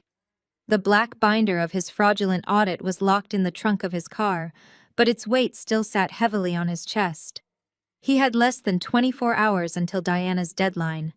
He needed to secure at least $10 million before midnight. He turned to Vanessa. She was wearing a stunning emerald green maternity gown that she had purchased using a backup credit card she opened in her own name. She looked radiant and completely oblivious to the impending threat of federal prison hovering over her fiancé's head. "I need to work the room, Vanessa." Connor set his voice tight with suppressed panic. "I need to speak privately with a few key executives about our Series B funding. Go mingle with the wives. Show them we belong here." Vanessa smiled brightly and patted his chest. "Go get them, baby," she said, kissing his cheek. "Secure our millions." Connor darted into the crowd, looking like a desperate man searching for a life raft. He targeted a group of rival venture capitalists standing near the private bar. He approached them with a fake, confident smile. He launched into his pitch, deliberately lying about his user metrics and revenue projections. He offered them an absurd amount of equity for an immediate cash injection. He begged them to bypass standard due diligence, claiming he had a narrow window to close the deal.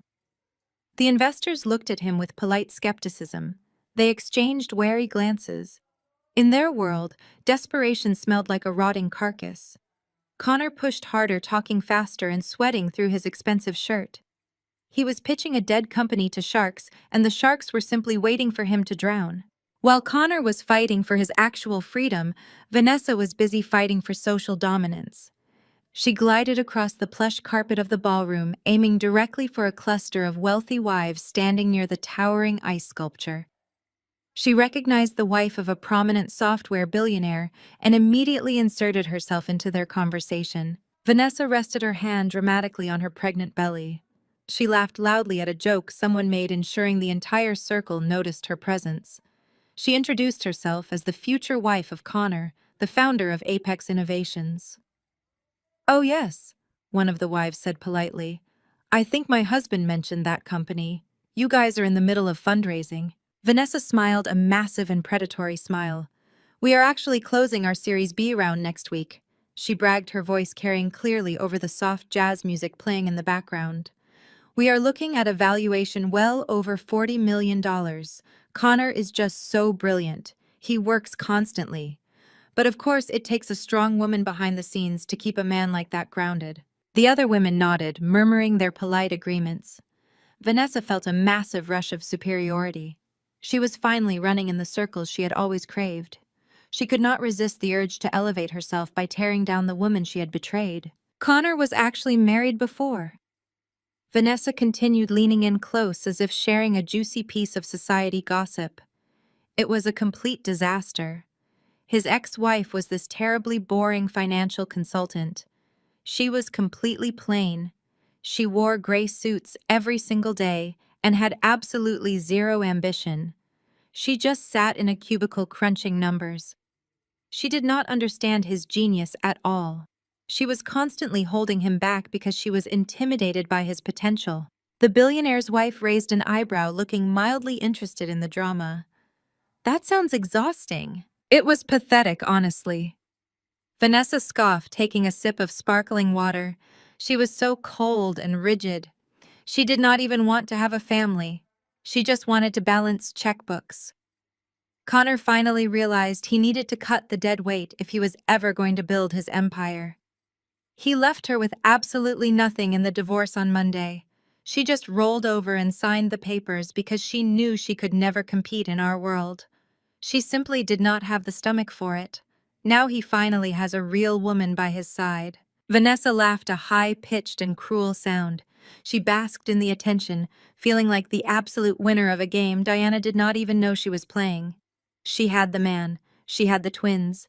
She was about to have the massive fortune. She felt completely untouchable. On the other side of the ballroom, Connor was striking out completely. He had pitched 6 different investors, and every single one had politely declined. His collar was soaked with sweat. His hands were shaking. He checked his watch. It was 8 o'clock. He was running out of time. His heart hammered against his ribs as he scanned the room for any other potential targets, trying to suppress the bile rising in his throat. Suddenly, the soft jazz music faded away. The bright crystal chandeliers dimmed slightly, signaling a transition in the evening's events. A hush fell over the crowded ballroom as the wealthy guests turned their attention toward the large stage at the front of the room. The host of the gala, a distinguished older man in a sharp tuxedo, walked up to the sleek acrylic podium. He tapped the microphone twice. A sharp feedback sound echoed through the silent hall, demanding everyone's complete attention. "Ladies and gentlemen!" The host began, his voice resonating powerfully through the state-of-the-art sound system. "Thank you all for joining us tonight at the Silicon Summit. We are gathered here to celebrate innovation vision and the ruthless pursuit of excellence in the technology sector. Tonight we have a very special privilege." Connor stopped pacing. He stood near the back bar, wiping his forehead with a cocktail napkin. Vanessa turned away from the circle of wives, her eyes fixed on the stage. "We are honored to welcome our keynote speaker for the evening." The host continued, gesturing toward the heavy velvet curtains on the side of the stage. "This person is an absolute titan in our industry. She is a pioneer of ethical investing and a master of corporate restructuring. Her boutique venture capital firm just finalized a massive and highly confidential acquisition this week, cementing her status as the most influential and formidable investor in this entire city." Connor felt a strange and icy chill crawl up his spine. The description sounded vaguely familiar, but his panicked brain could not process the information. He just wanted the speech to end so he could get back to begging for his life. Vanessa smiled, clapping her hands politely along with the rest of the wealthy crowd. She loved listening to successful people talk. She imagined Connor standing on that exact stage next year, giving his own keynote speech while she watched from the front row in a diamond necklace. "Please join me in welcoming the founder and chief executive officer of Vanguard Capital Partners." The host announced, his voice rising with excitement. The name dropped like a live grenade into Connor's ears. Vanguard Capital Partners. The room suddenly began to spin. The air was violently sucked out of his lungs. He dropped his cocktail napkin onto the carpet. He tried to take a step backward, but his legs refused to move. He was completely paralyzed. The heavy velvet curtains parted. A bright and piercing spotlight hit the center of the stage, illuminating the microphone stand. The crowd erupted into a thunderous and respectful applause.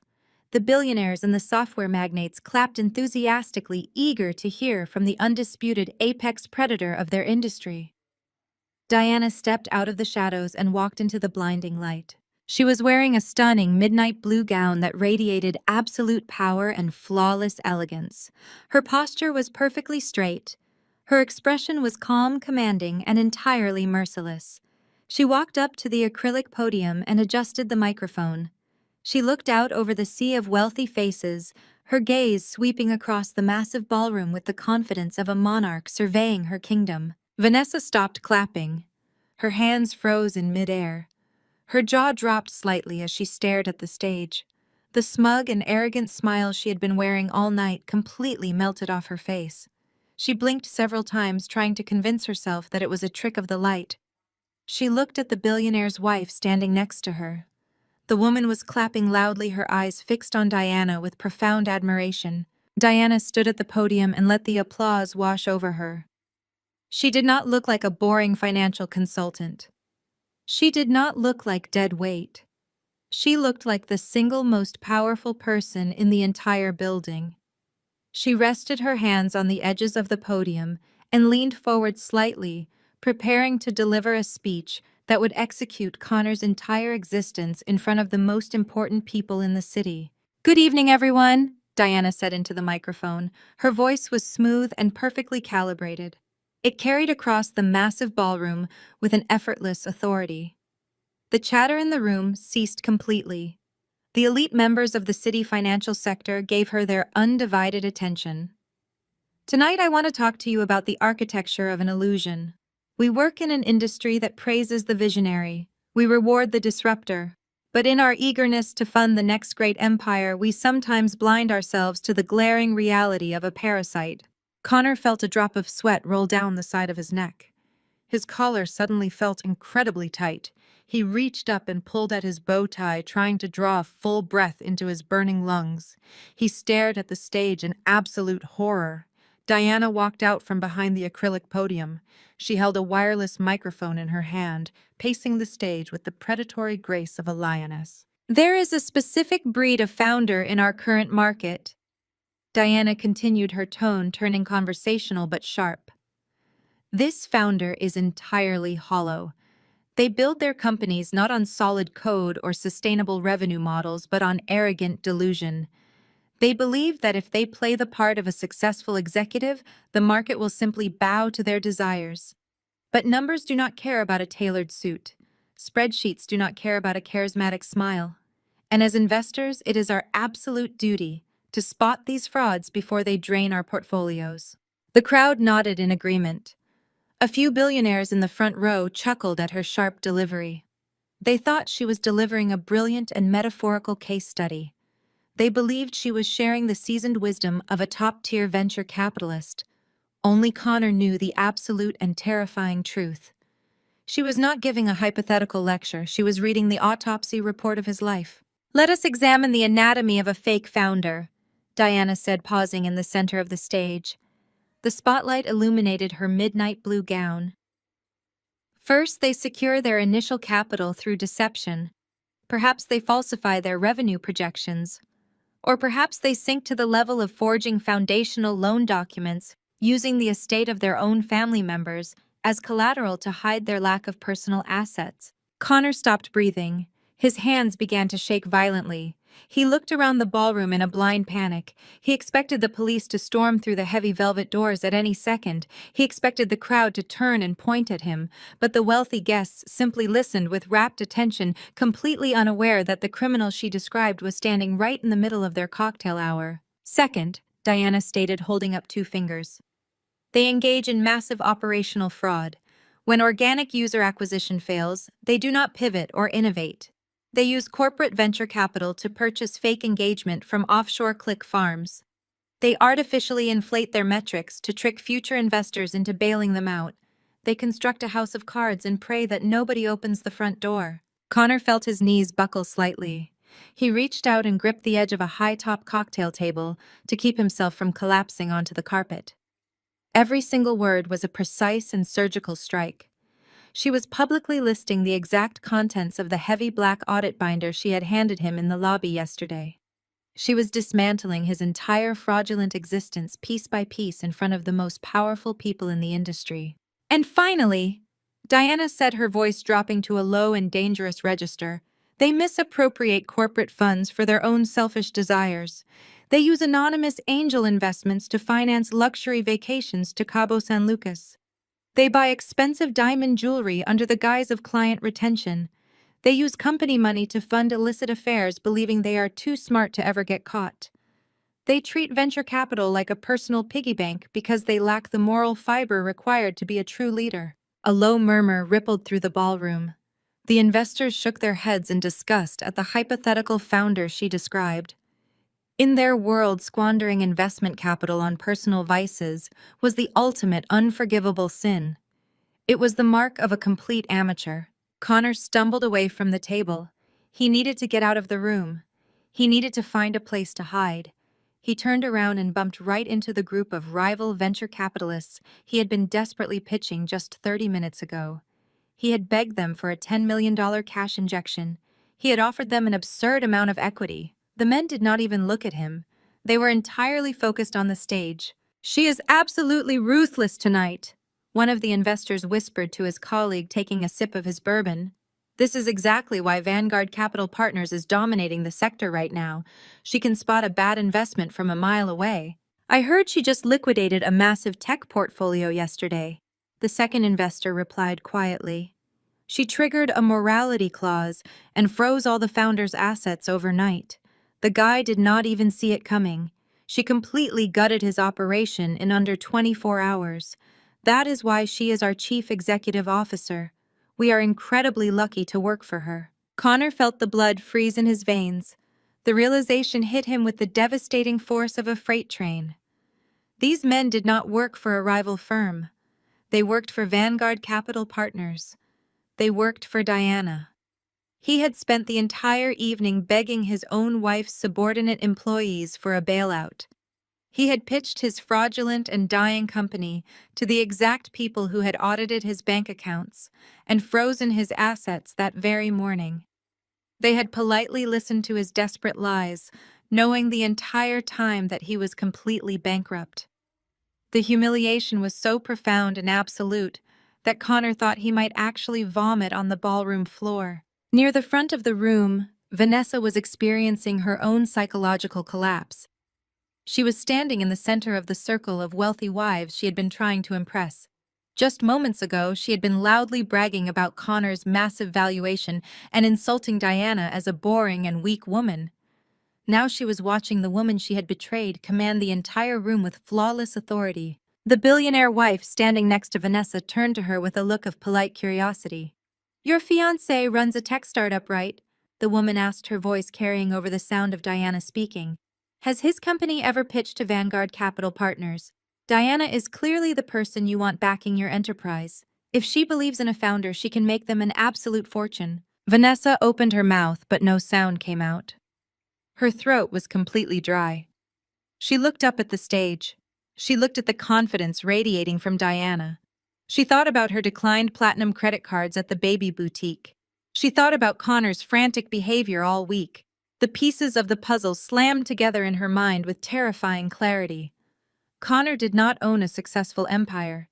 He was the fake founder Diana was describing to the crowd. He was the parasite who had forged documents and squandered his investors' money. And Diana was the one holding the axe over his neck. Vanessa realized she had hitched her entire life to a man who was hurtling toward federal prison. "When an investor finally spots a fraudulent founder," Diana said, bringing her speech to a powerful and commanding conclusion, "there is only one ethical move. You do not negotiate. You do not offer second chances to someone who steals from their backers and lies to their partners. You cut the dead weight immediately. You execute a total and uncompromising liquidation. You tear down the house of cards and you walk away cleanly." Diana smiled. It was a cold and sharp expression that sent a shiver through the entire room. "Thank you all for your time," Diana said into the microphone. "Enjoy the rest of your evening." The ballroom erupted. The applause was deafening. The crowd rose to their feet, delivering a massive standing ovation. The billionaires and software magnates cheered loudly, completely captivated by her brilliant presentation. They had no idea they had just witnessed a public execution. Diana handed the microphone back to the host and walked down the small set of stairs leading off the stage. The crowd instantly parted for her. Wealthy executives and prominent lawyers practically fell over themselves trying to clear a path. They looked at her with pure reverence. Connor saw his final opportunity slipping away. He looked across the room and spotted Jonathan Brooks. Jonathan was a billionaire tech mogul who specialized in high-risk corporate buyouts. He was the ultimate whale. He was the only person in the entire city with enough liquid capital and risk tolerance to potentially buy Connor's debt from Vanguard. Connor had spent the last 2 days trying to secure a 5-minute meeting with him. Connor took a deep breath and tried to compose his completely shattered nerves. He wiped his sweaty palms on his trousers. He pushed his way through the crowd, moving desperately toward the billionaire. He planned to intercept Jonathan and pitch the most aggressive buyout deal of his life. He would offer him 90% of Apex Innovations for enough cash to pay off Diana and stay out of prison. "Mr. Brooks!" Connor gasped, stepping into the man's path and holding out a trembling hand. "I am Connor from Apex Innovations. I urgently need to speak with you about a massive acquisition opportunity. It will only take 2 minutes of your time." Jonathan Brooks did not even break his stride. He did not look at Connor. He did not acknowledge the outstretched hand. He simply walked right past Connor as if he were completely invisible. He brushed past the desperate and sweating fraud without a single ounce of hesitation. Connor turned around and watched in absolute horror. He watched his very last lifeline walk directly toward the front of the room. Jonathan approached Diana as she stepped off the stage. The billionaire tech mogul smiled warmly and extended his hand to her. Diana accepted the handshake with polite professionalism. "Diana, that was an absolutely spectacular presentation," Jonathan said, his voice carrying clearly to where Connor stood paralyzed in the crowd. "I have a new corporate acquisition on the table next week, and I would deeply appreciate your guidance on the restructuring phase. Your instincts regarding fraudulent executives are completely unmatched in this city. I would love to defer to your expertise." "I would be happy to review the files, Jonathan," Diana replied smoothly. "Send the documents to my office on Monday." Connor stood frozen near the back bar. His entire world had just been completely dismantled. The investors he needed worked for his ex-wife. The billionaire he prayed would save him was actively seeking her advice. He was entirely trapped in a reality where Diana held all the power, all the money, and all the respect. There was absolutely no escape. Connor ripped his gaze away from the billionaire and stumbled toward the back of the ballroom. His chest heaved with every breath. He needed capital immediately. He scanned the remaining crowd and spotted a group of mid-level venture capitalists gathered near the mahogany bar. He recognized one of them from a pitch meeting last year. The man was a junior partner at a secondary firm. He was not a billionaire, but he had access to emergency funds. Connor grabbed a glass of bourbon from a passing waiter and swallowed it in one gulp. He forced his facial muscles into a mask of aggressive confidence. He marched directly toward the group. Vanessa spotted him from across the room. She excused herself from the circle of wealthy wives and began walking toward him. She wanted to stand by his side while he secured their future. She wanted to be seen as the vital partner of a successful tech founder. She approached quietly and stood just behind his right shoulder, listening as he launched into his desperate pitch. Connor cornered the junior partner against the polished wood of the bar. He did not wait for an introduction. He immediately started talking about Apex Innovations. He claimed his company was on the precipice of a massive expansion. He lied with the practiced ease of a career con artist. He told the group that his daily active user count had skyrocketed by 400% in the last quarter. He fabricated a story about a proprietary algorithm that was currently generating millions in organic ad revenue. He promised them a 20% equity stake if they could wire $10 million into his corporate accounts before midnight. He framed it as a rare opportunity to bypass the standard due diligence process and get in on the ground floor of a unicorn startup. The investors looked at him with polite skepticism. They swirled their drinks and exchanged hesitant glances. A $10 million cash injection without an audit was unheard of in their industry. Connor pushed harder. He raised his voice and talked over their objections. He sweated through his expensive suit jacket. He told them they were about to miss out on the greatest financial return of their careers. A calm and melodic voice suddenly cut through his frantic pitch. "Actually, those user metrics are entirely fabricated." Connor froze. His heart slammed against his ribs with terrifying force. The investors parted instantly to make way for the speaker. Diana stepped into the center of the circle. She held a crystal glass of sparkling water. Her midnight blue gown caught the light from the chandeliers. Her posture was flawless. She did not look angry. She wore a polite and completely professional smile. Diana took a sip of her water and turned her attention to the junior partner. She spoke with the absolute authority of a seasoned executive. Apex Innovations does not have an organic user base, Diana stated clearly. Connor has been using corporate funds to purchase fake engagement from offshore click farms.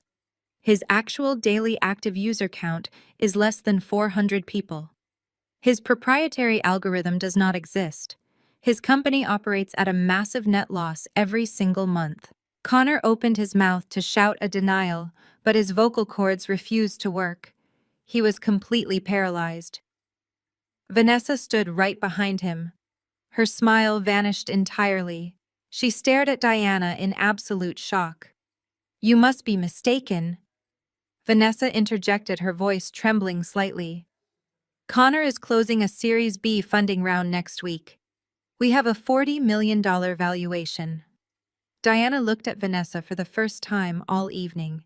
The look of pity in Diana's eyes was absolutely devastating. "There is no Series B funding round, Vanessa," Diana replied smoothly.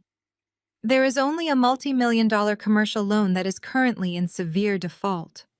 I know this because my firm owns the debt. We conducted a comprehensive forensic audit of his entire operation 3 weeks ago. We uncovered systemic wire fraud and gross misappropriation of corporate funds. We froze every single one of his business accounts on Monday morning." The investors in the circle gasped audibly. They took a collective physical step away from Connor. In the venture capital world, a founder accused of wire fraud was radioactive. They treated him like a dangerous liability. They wanted absolutely no association with a man facing an active federal investigation. "He is lying to you." Diana continued, returning her focus to the investors. "He is standing here begging for $10 million because he needs to pay off the defaulted loan by tomorrow. I gave him a strict ultimatum yesterday afternoon. He must liquidate Apex Innovations entirely and surrender all remaining assets to my firm by Friday at 5 o'clock. If he fails to sign the surrender documents, I am handing the forged loan applications directly to the district attorney." The junior partner set his drink down on the bar. He looked at Connor with pure disgust. "You tried to hustle us into paying off your fraudulent debt," the investor said, his voice laced with anger. "You are completely finished in this city." The group of investors turned their backs on Connor and walked away immediately. They wanted to put as much distance as possible between themselves and the impending criminal charges. Diana gave Connor one last dismissive glance. She took another sip of her sparkling water and walked away to join the billionaire tech mogul waiting for her across the room. Connor was left standing completely alone near the bar. The grand illusion was entirely shattered. Every single lie he had ever told was now exposed to the brutal light of reality. Vanessa stood right behind him. Her hands were shaking so violently she had to grip the edge of the bar to remain upright. The loud music and the chatter of the ballroom faded into a dull ringing in her ears. She had heard every single word. She had watched the investors recoil in horror. She finally understood why her credit cards had declined at the baby boutique. She understood why Connor had been sweating and pacing all week. He did not own a tech empire. He did not have millions in the bank. He was a broke and desperate fraud. His company was dead, and he was facing guaranteed jail time for forging federal documents. She had betrayed her loyal best friend and destroyed her own reputation to secure a wealthy future. Now she realized she had shackled herself to a sinking ship. She was pregnant with twins, and the man standing in front of her had absolutely nothing left to offer. Vanessa stepped out from the shadow of Connor's shoulder. The realization of her catastrophic miscalculation hit her with a physical force.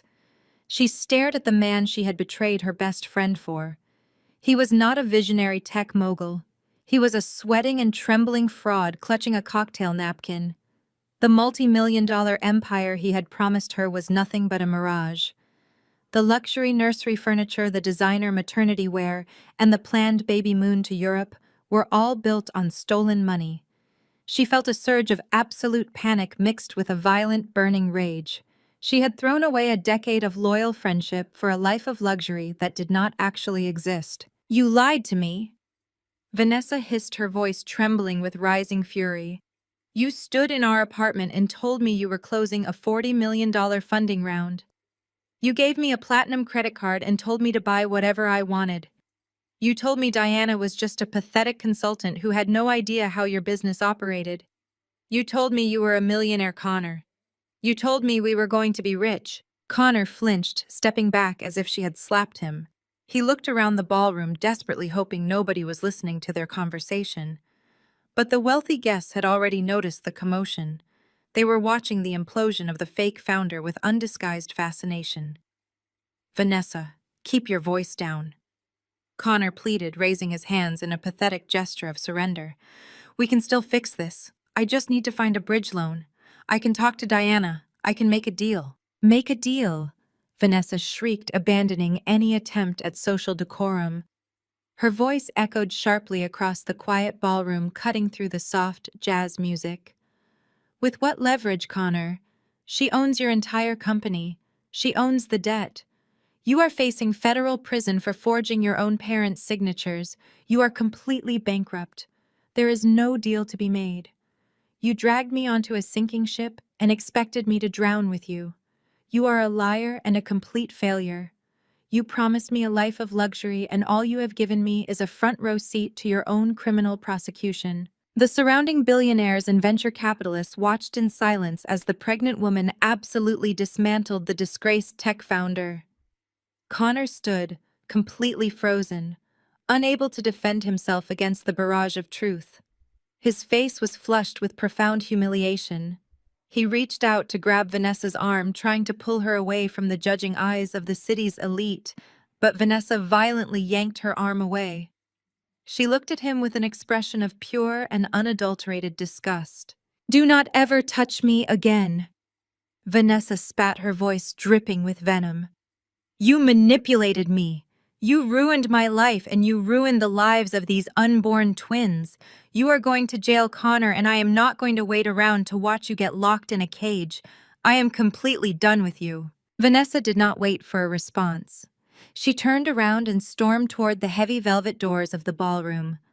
She pushed past the wealthy executives and the staring wives, leaving Connor standing entirely alone in the center of his own public execution. The grand illusion was dead.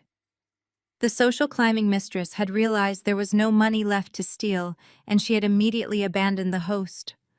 Connor watched her walk out the door, knowing he had lost his very last ally. The sun rose the next morning, casting a cold and gray light over the financial district. Friday had arrived, bringing the deadline for Connor's absolute surrender. But before the corporate liquidation could be finalized, Diana had one last piece of garbage to remove from her life.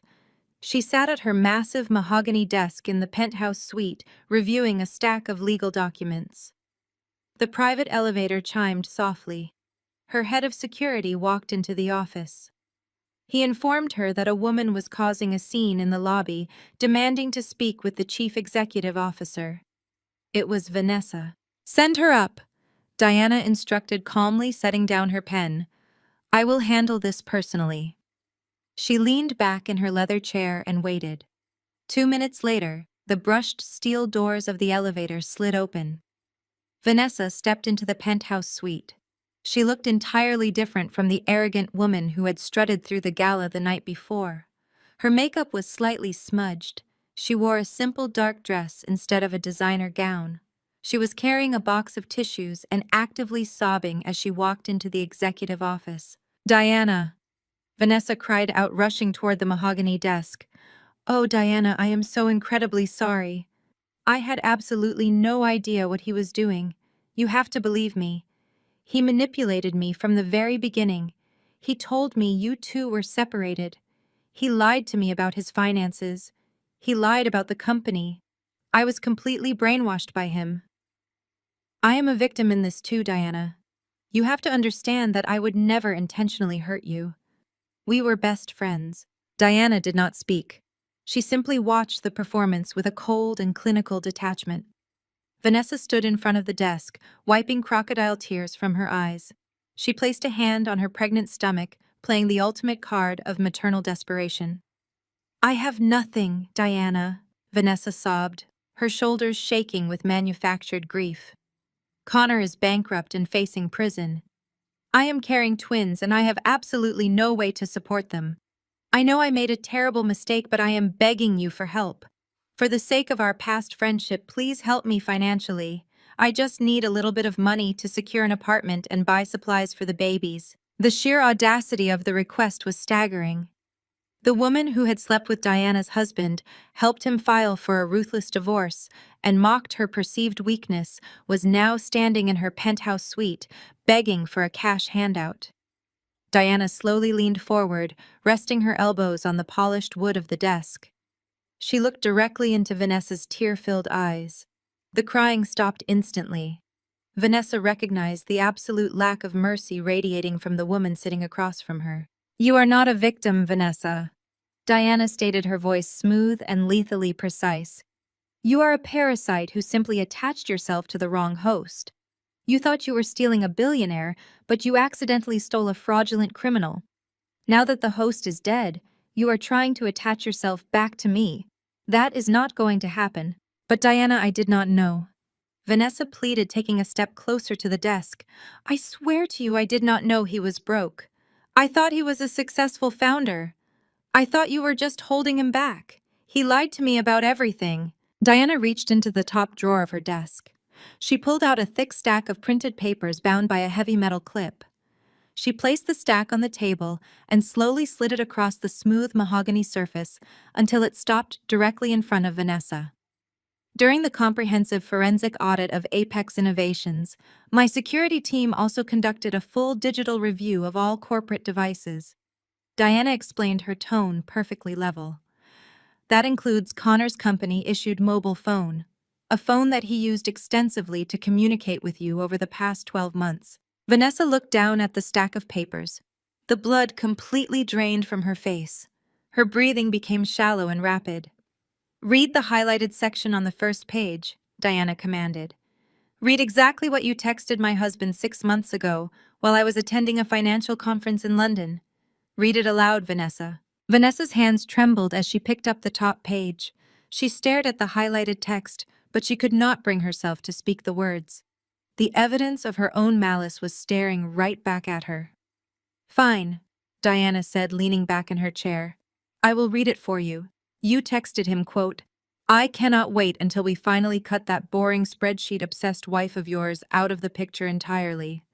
Make sure you hide the offshore accounts before you file the divorce papers so she does not try to take half of your massive valuation,' unquote." The silence in the penthouse suite was absolutely deafening. Vanessa dropped the paper back onto the desk. Her fake tears had completely evaporated, leaving behind an expression of pure trapped terror. "You knew exactly what you were doing," Diana continued, her voice sharp and unrelenting. "You were not manipulated. You were a willing and eager participant in his scheme. You actively encouraged him to hide marital assets. You mocked me behind my back while smiling to my face. You did not love him. You loved the illusion of his wealth. You wanted a multi-million-dollar lifestyle, and you were perfectly happy to step on my neck to reach it." Diana stood up from her chair, drawing herself up to her full height. She looked down at her former best friend with utter disgust.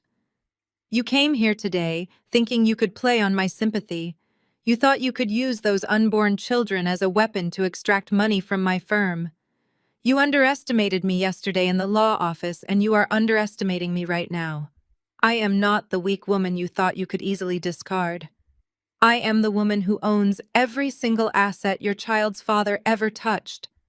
I built this empire with my own intellect and my own capital while you spent your time plotting how to steal from me." "Please, Diana," Vanessa whispered, taking a step backward toward the elevator. "I have nothing left. The banks rejected my credit cards. My apartment lease is up next week. I cannot afford to raise twins on my own. You have millions of dollars. You would not even notice if you gave me a small settlement." "I would notice," Diana replied coldly. Because I do not fund traders, and I do not subsidize the lifestyle of a social climbing gold digger. Your financial ruin is the direct consequence of your own greed. You made your bed with a fraudulent criminal, and now you get to lie in it. You get to figure out how to raise those children on a minimum wage salary while their father sits in a federal prison cell. That is your reality now, Vanessa. Accept it. Diana pressed a silver button on her desk. The heavy doors of the penthouse suite opened immediately. Her head of security walked into the office, his expression entirely stoic. He stepped up behind Vanessa, placing himself between her and the exit. He did not need to say a word. His physical presence was a clear and non-negotiable command to leave the premises. "Get her out of my office," Diana instructed, not taking her eyes off Vanessa. "Escort her down to the lobby and inform the building management that she is permanently banned from this property. If she ever attempts to contact me or approaches this building again, you are to have her arrested for trespassing."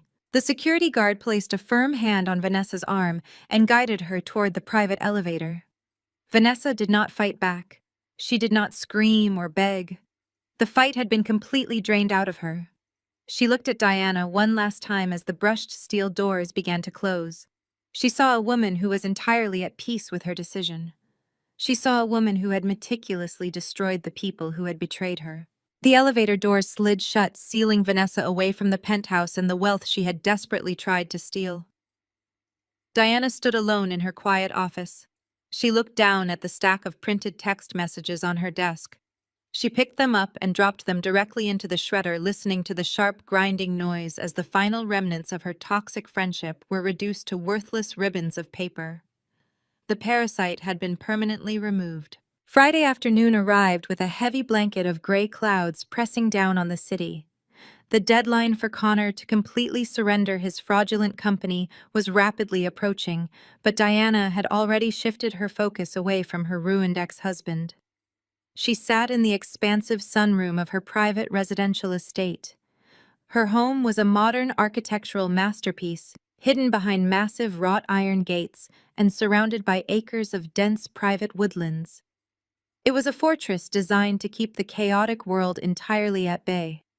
She was sipping a cup of dark roast coffee and reviewing the final liquidation documents when her personal security intercom buzzed sharply. The head of her residential security team spoke through the crisp audio channel. He informed Diana that an older couple was currently standing outside the primary security gates. They were visibly distressed and aggressively demanding to speak with her. The security cameras confirmed their identity. It was Linda and William. They had driven all the way from their sprawling suburban estate to beg for their financial lives. They had spent the entire week watching their golden boy's empire disintegrate into absolute nothingness. And now the reality of their own impending homelessness had finally shattered their arrogant delusions. Diana did not panic. She set her coffee mug down on the glass table with a steady hand. She instructed the security team to open the outer gates and escort the couple up the long, winding driveway. She wanted to face them on her own territory. She stepped out of the sunroom and walked through the grand foyer of her home, opening the massive solid oak front doors. She stepped out onto the wide stone portico and waited for her former in-laws to approach. Linda and William stumbled out of the security vehicle. They looked absolutely nothing like the wealthy and confident suburban socialites who had gleefully celebrated their son's divorce just 4 days ago. William looked hollowed out. His posture was slumped and his expensive polo shirt was deeply wrinkled. Linda was a complete disaster. Her perfectly styled hair was a messy, tangled bird nest. Her face was puffy and stained with streaks of dried mascara. She was sobbing uncontrollably, clutching a crumpled tissue in her trembling hands. They walked up the stone steps of the portico, but Diana did not invite them inside. She stood at the top of the stairs looking down at them with an expression of pure and unyielding stone. She held the high ground both literally and metaphorically. "Diana, please!" Linda cried out, falling to her knees on the cold stone. She reached out her hands in a pathetic gesture of absolute desperation. "You have to stop this. You have to tell your lawyers to drop the foreclosure. The bank sent us the official notices this morning. They are going to seize our house. They are going to take the home we have lived in for 30 years.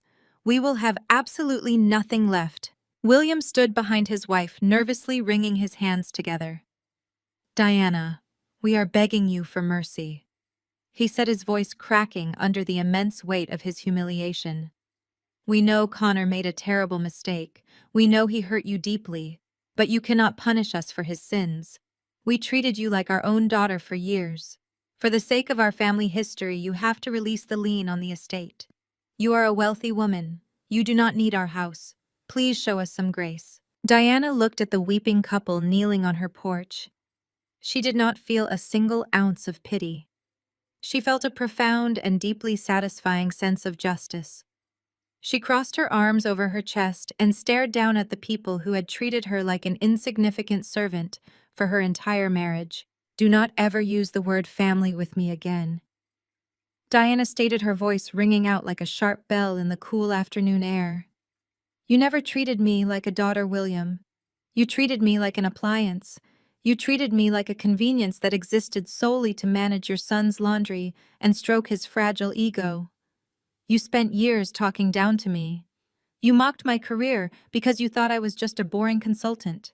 You genuinely believed I was holding your brilliant son back from his true potential.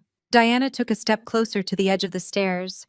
Her eyes locked onto Linda, who was sobbing loudly into her hands. And you, Linda? Diana continued, her tone turning even colder. You hosted a lavish dinner party on Monday night to celebrate the fact that your son divorced me. You welcomed my pregnant best friend into your dining room with open arms. You clinked your crystal champagne glasses together and laughed at my expense. You were absolutely thrilled that he cut the dead weight. You thought you had secured a wealthy and glamorous future. Your definition of family loyalty only extends to whoever you think can elevate your social status. We were wrong, Linda wailed desperately, grabbing the hem of Diana's coat. We were so incredibly wrong, Diana. We did not know he was lying to us. We did not know he was bankrupt. We did not know you were the one funding his entire life. If we had known the truth, we would never have supported Vanessa. We would have forced him to stay with you. We would have made him apologize. Diana snatched her coat away from Linda's grasping fingers. She looked at her former mother-in-law with absolute and unfiltered disgust. That is exactly why you are in this position, Diana said sharply. You would have forced him to stay with me only because you realized I had the money. Your morality is entirely transactional. You do not care that he committed adultery. You do not care that he betrayed his vows. You only care that the bank accounts are frozen. William took a step forward, his face red with a mixture of shame and anger. But we did not forge those loan documents, Diana. William argued, his voice rising defensively. Connor forged our signatures. He committed the fraud. He committed the crime. Why are you destroying our lives when your fight is with him? It is not fair to take our home because of his felony. Diana let out a short and humorless laugh. It is entirely fair, William. It is the definition of fair. Because you created him. You built the exact monster that is currently tearing your life to pieces. She pointed a rigid finger at William's chest. For 35 years, you shielded that boy from every single consequence he ever faced. You bailed him out of debt. You paid off his mistakes. You told him he was a golden child who could do no wrong. You fed his endless narcissism and taught him that the rules did not apply to him. You raised a man who felt so entirely entitled to wealth that he believed forging federal documents was perfectly acceptable. You enabled his arrogance every single day of his life. Diana turned her fierce gaze back down to Linda, who was shivering on the stone porch. When I discovered his felony forgery 3 years ago, I could have sent him straight to federal prison. Diana explained, her voice dropping to a harsh whisper. But I bought his debt to protect you. I spent millions of dollars to keep a roof over your heads because I foolishly believed you were decent people. I gave you 3 years of absolute peace and security. And how did you repay my protection? You cheered when he threw me away for a younger woman. You celebrated my pain. Your son committed the felony, but your boundless entitlement is the reason he felt comfortable doing it. We are so sorry. Linda wept, rocking back and forth on the hard stone. Please, Diana. We have nowhere else to go. We are too old to start over. We will do anything you want. We will disown Connor. We will never speak to Vanessa again. Just please let us keep the house. We are begging you on our hands and knees." Diana watched them beg. She watched the wealthy suburbanites who had looked down on her for years completely humiliate themselves on her front porch. It was the exact ending they deserved. They had worshipped a false idol, and now the temple was crashing down on their heads. "I am not a charity," Diana stated with finality. "And I am not running a halfway house for the parents of fraudulent criminals. Your son signed a commercial loan agreement pledging your estate as collateral. He defaulted on that loan by triggering the morality clause in the contract. As the primary creditor holding that defaulted loan, I have fully executed the lien on the property." Diana reached into the deep pocket of her coat.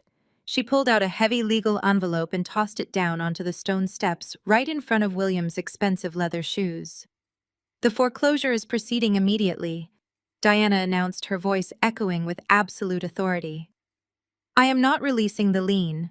I own your estate now. The bank has officially transferred the deed to my parent company. You do not have a home anymore." William stared at the heavy legal envelope on the ground.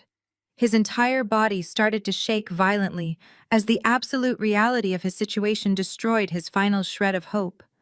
He realized there was no negotiation, there was no mercy, there was only the cold and calculated execution of a financial contract.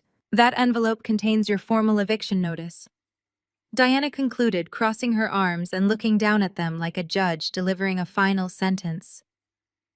"You have exactly 30 days to pack your belongings and vacate the premises entirely.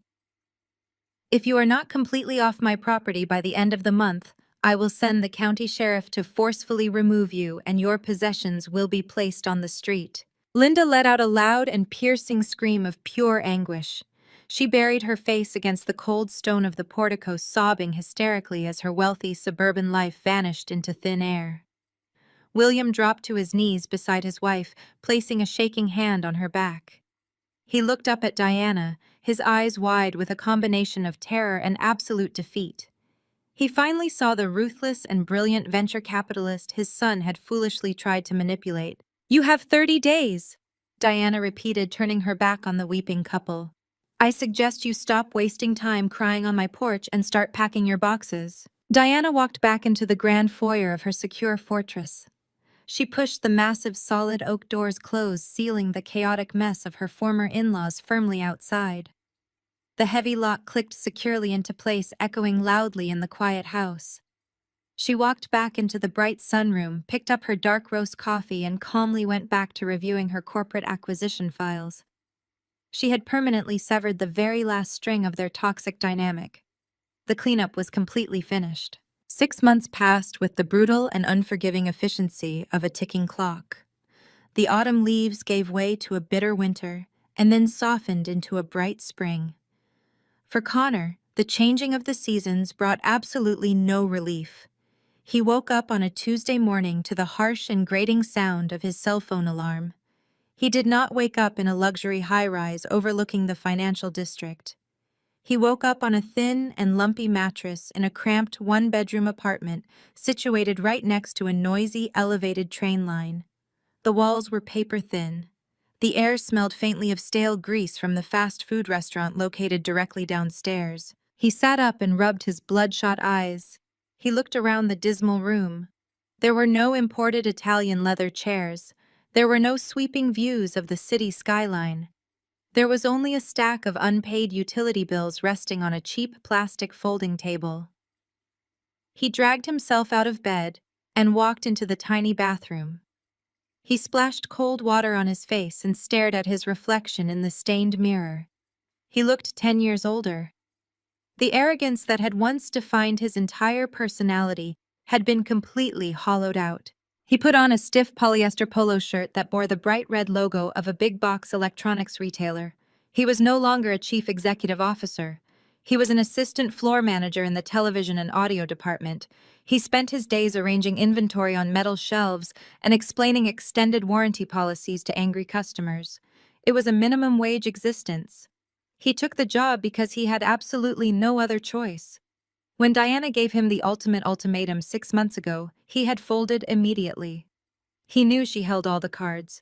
He signed the liquidation documents the very next day, handing over every single patent, every trademark, and every asset belonging to Apex Innovations to Vanguard Capital Partners. He did it to avoid spending 20 years in a federal penitentiary for forgery and wire fraud. He traded his fraudulent empire for his physical freedom. But freedom felt exactly like a different kind of prison. He was drowning in massive personal debt. The legal fees from his desperate scramble to avoid jail had completely bankrupted him. Connor grabbed his keys and locked the flimsy door of his apartment. As he walked down the dimly lit hallway, his phone vibrated sharply in his pocket. He did not need to look at the screen to know who was calling. It was Vanessa. She called him every single morning without fail. She did not call to check on his well-being or ask how his retail shift was going. She called to demand money that he simply did not possess. Vanessa had given birth to the twins 4 months ago. The lavish and luxurious lifestyle she had plotted and schemed to secure had completely evaporated.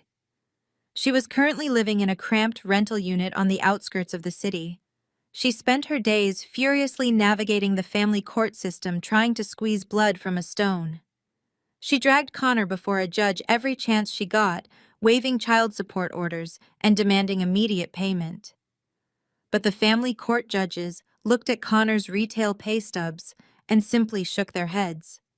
They garnished a tiny fraction of his minimum wage paycheck, leaving him with barely enough cash to buy groceries. The reality of her situation infuriated Vanessa to the point of absolute madness. She had betrayed her loyal best friend to steal a multi-million-dollar tech founder. Now she was strapped with 2 screaming infants and a father who could not even afford to buy premium diapers. Her high society friends had abandoned her the instant her credit cards declined at the baby boutique. She was a total outcast. The wealthy wives she used to gossip with now actively avoided her at the grocery store.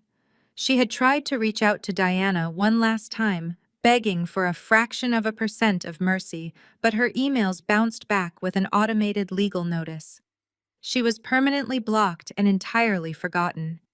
Connor silenced his phone and stepped out onto the cold pavement. He knew Vanessa would just leave another screaming voicemail threatening to have him jailed for unpaid support. It was a miserable and inescapable cycle. After finishing a grueling 9-hour shift dealing with rude customers, Connor took the bus to visit his parents. He could not afford a car anymore. He walked 4 blocks from the bus stop to a dull and aging condominium complex. Linda and William had officially vacated their sprawling suburban estate exactly 30 days after Diana dropped the foreclosure notice on their front porch. They had packed their 30 years of memories into cardboard boxes and watched the bank transfer their deed to Vanguard Capital Partners. Connor knocked on the door of Unit B. Linda opened the door. She looked exhausted and incredibly frail. The vibrant and arrogant socialite who used to host lavish dinner parties had completely disappeared. She wore a faded sweater and offered her son a weak and trembling smile. Connor walked into the tiny living room. The space was incredibly cramped. Their large antique furniture did not fit in the small condo, forcing them to sell most of their possessions at a humiliating estate sale. William was sitting in a recliner watching a small television. He barely acknowledged Connor. The shame of their spectacular fall from grace had broken his spirit entirely. They lived on fixed Social Security incomes now. Their prestigious country club memberships had been instantly revoked. Their wealthy friends completely ostracized them. In their elite circles, losing your estate to foreclosure was a fatal social disease. People they had known for decades pretended not to see them at the local pharmacy. The complete destruction of their social status was a daily and agonizing punishment. They sat in their tiny condo surrounded by the consequences of their own actions. They finally realized that their blind enabling had created the exact monster that devoured their entire lives. They had shielded their golden child from every mistake, and in return, he had forged their signatures and rendered them homeless. The silence in the small condo was deafening. There was nothing left to say. Miles away from the noisy train lines and the cramped condominiums, the city skyline glittered brightly against the twilight sky. Diana stood on the expansive open-air balcony of a stunning new commercial property. The building was a towering architectural marvel of glass and steel. Her firm, Vanguard Capital Partners, had just finalized the acquisition of the entire structure that very afternoon. It was the crowning jewel in her rapidly expanding real estate and technology portfolio. She rested her hands on the smooth glass railing and breathed in the crisp and fresh evening air. The city stretched out below her, looking like a vast ocean of glowing lights and endless possibilities. She was wearing a perfectly tailored emerald green suit that radiated power and quiet confidence. Her lead attorney Arthur stepped out onto the balcony, holding two crystal glasses of sparkling water. He handed one to Diana and smiled. He congratulated her on the flawless execution of the acquisition. He told her the board of directors was absolutely thrilled with her quarterly projections. Diana took a sip of the cold water and thanked him. She looked out over the horizon and felt a profound and unwavering sense of absolute peace. There was no anger left in her heart. There was no bitterness. There was no lingering desire for revenge against the people who had tried to break her. Holding on to anger was a terrible return on investment, and Diana was a master of managing her assets. Connor. Vanessa, Linda, and William were completely erased from her reality. They were nothing but a closed file in the archives of her life. She did not waste a single second of her valuable time wondering about their current misery. She had surgically removed the parasites that were draining her energy and bleeding her finances dry. By cutting the dead weight, she had allowed herself to finally soar. She had built a beautiful and impenetrable life completely out of their reach. She was surrounded by loyal colleagues, brilliant partners, and a massive empire that she had constructed with her own two hands. She had protected her wealth, outsmarted her enemies, and secured her independence with absolute precision.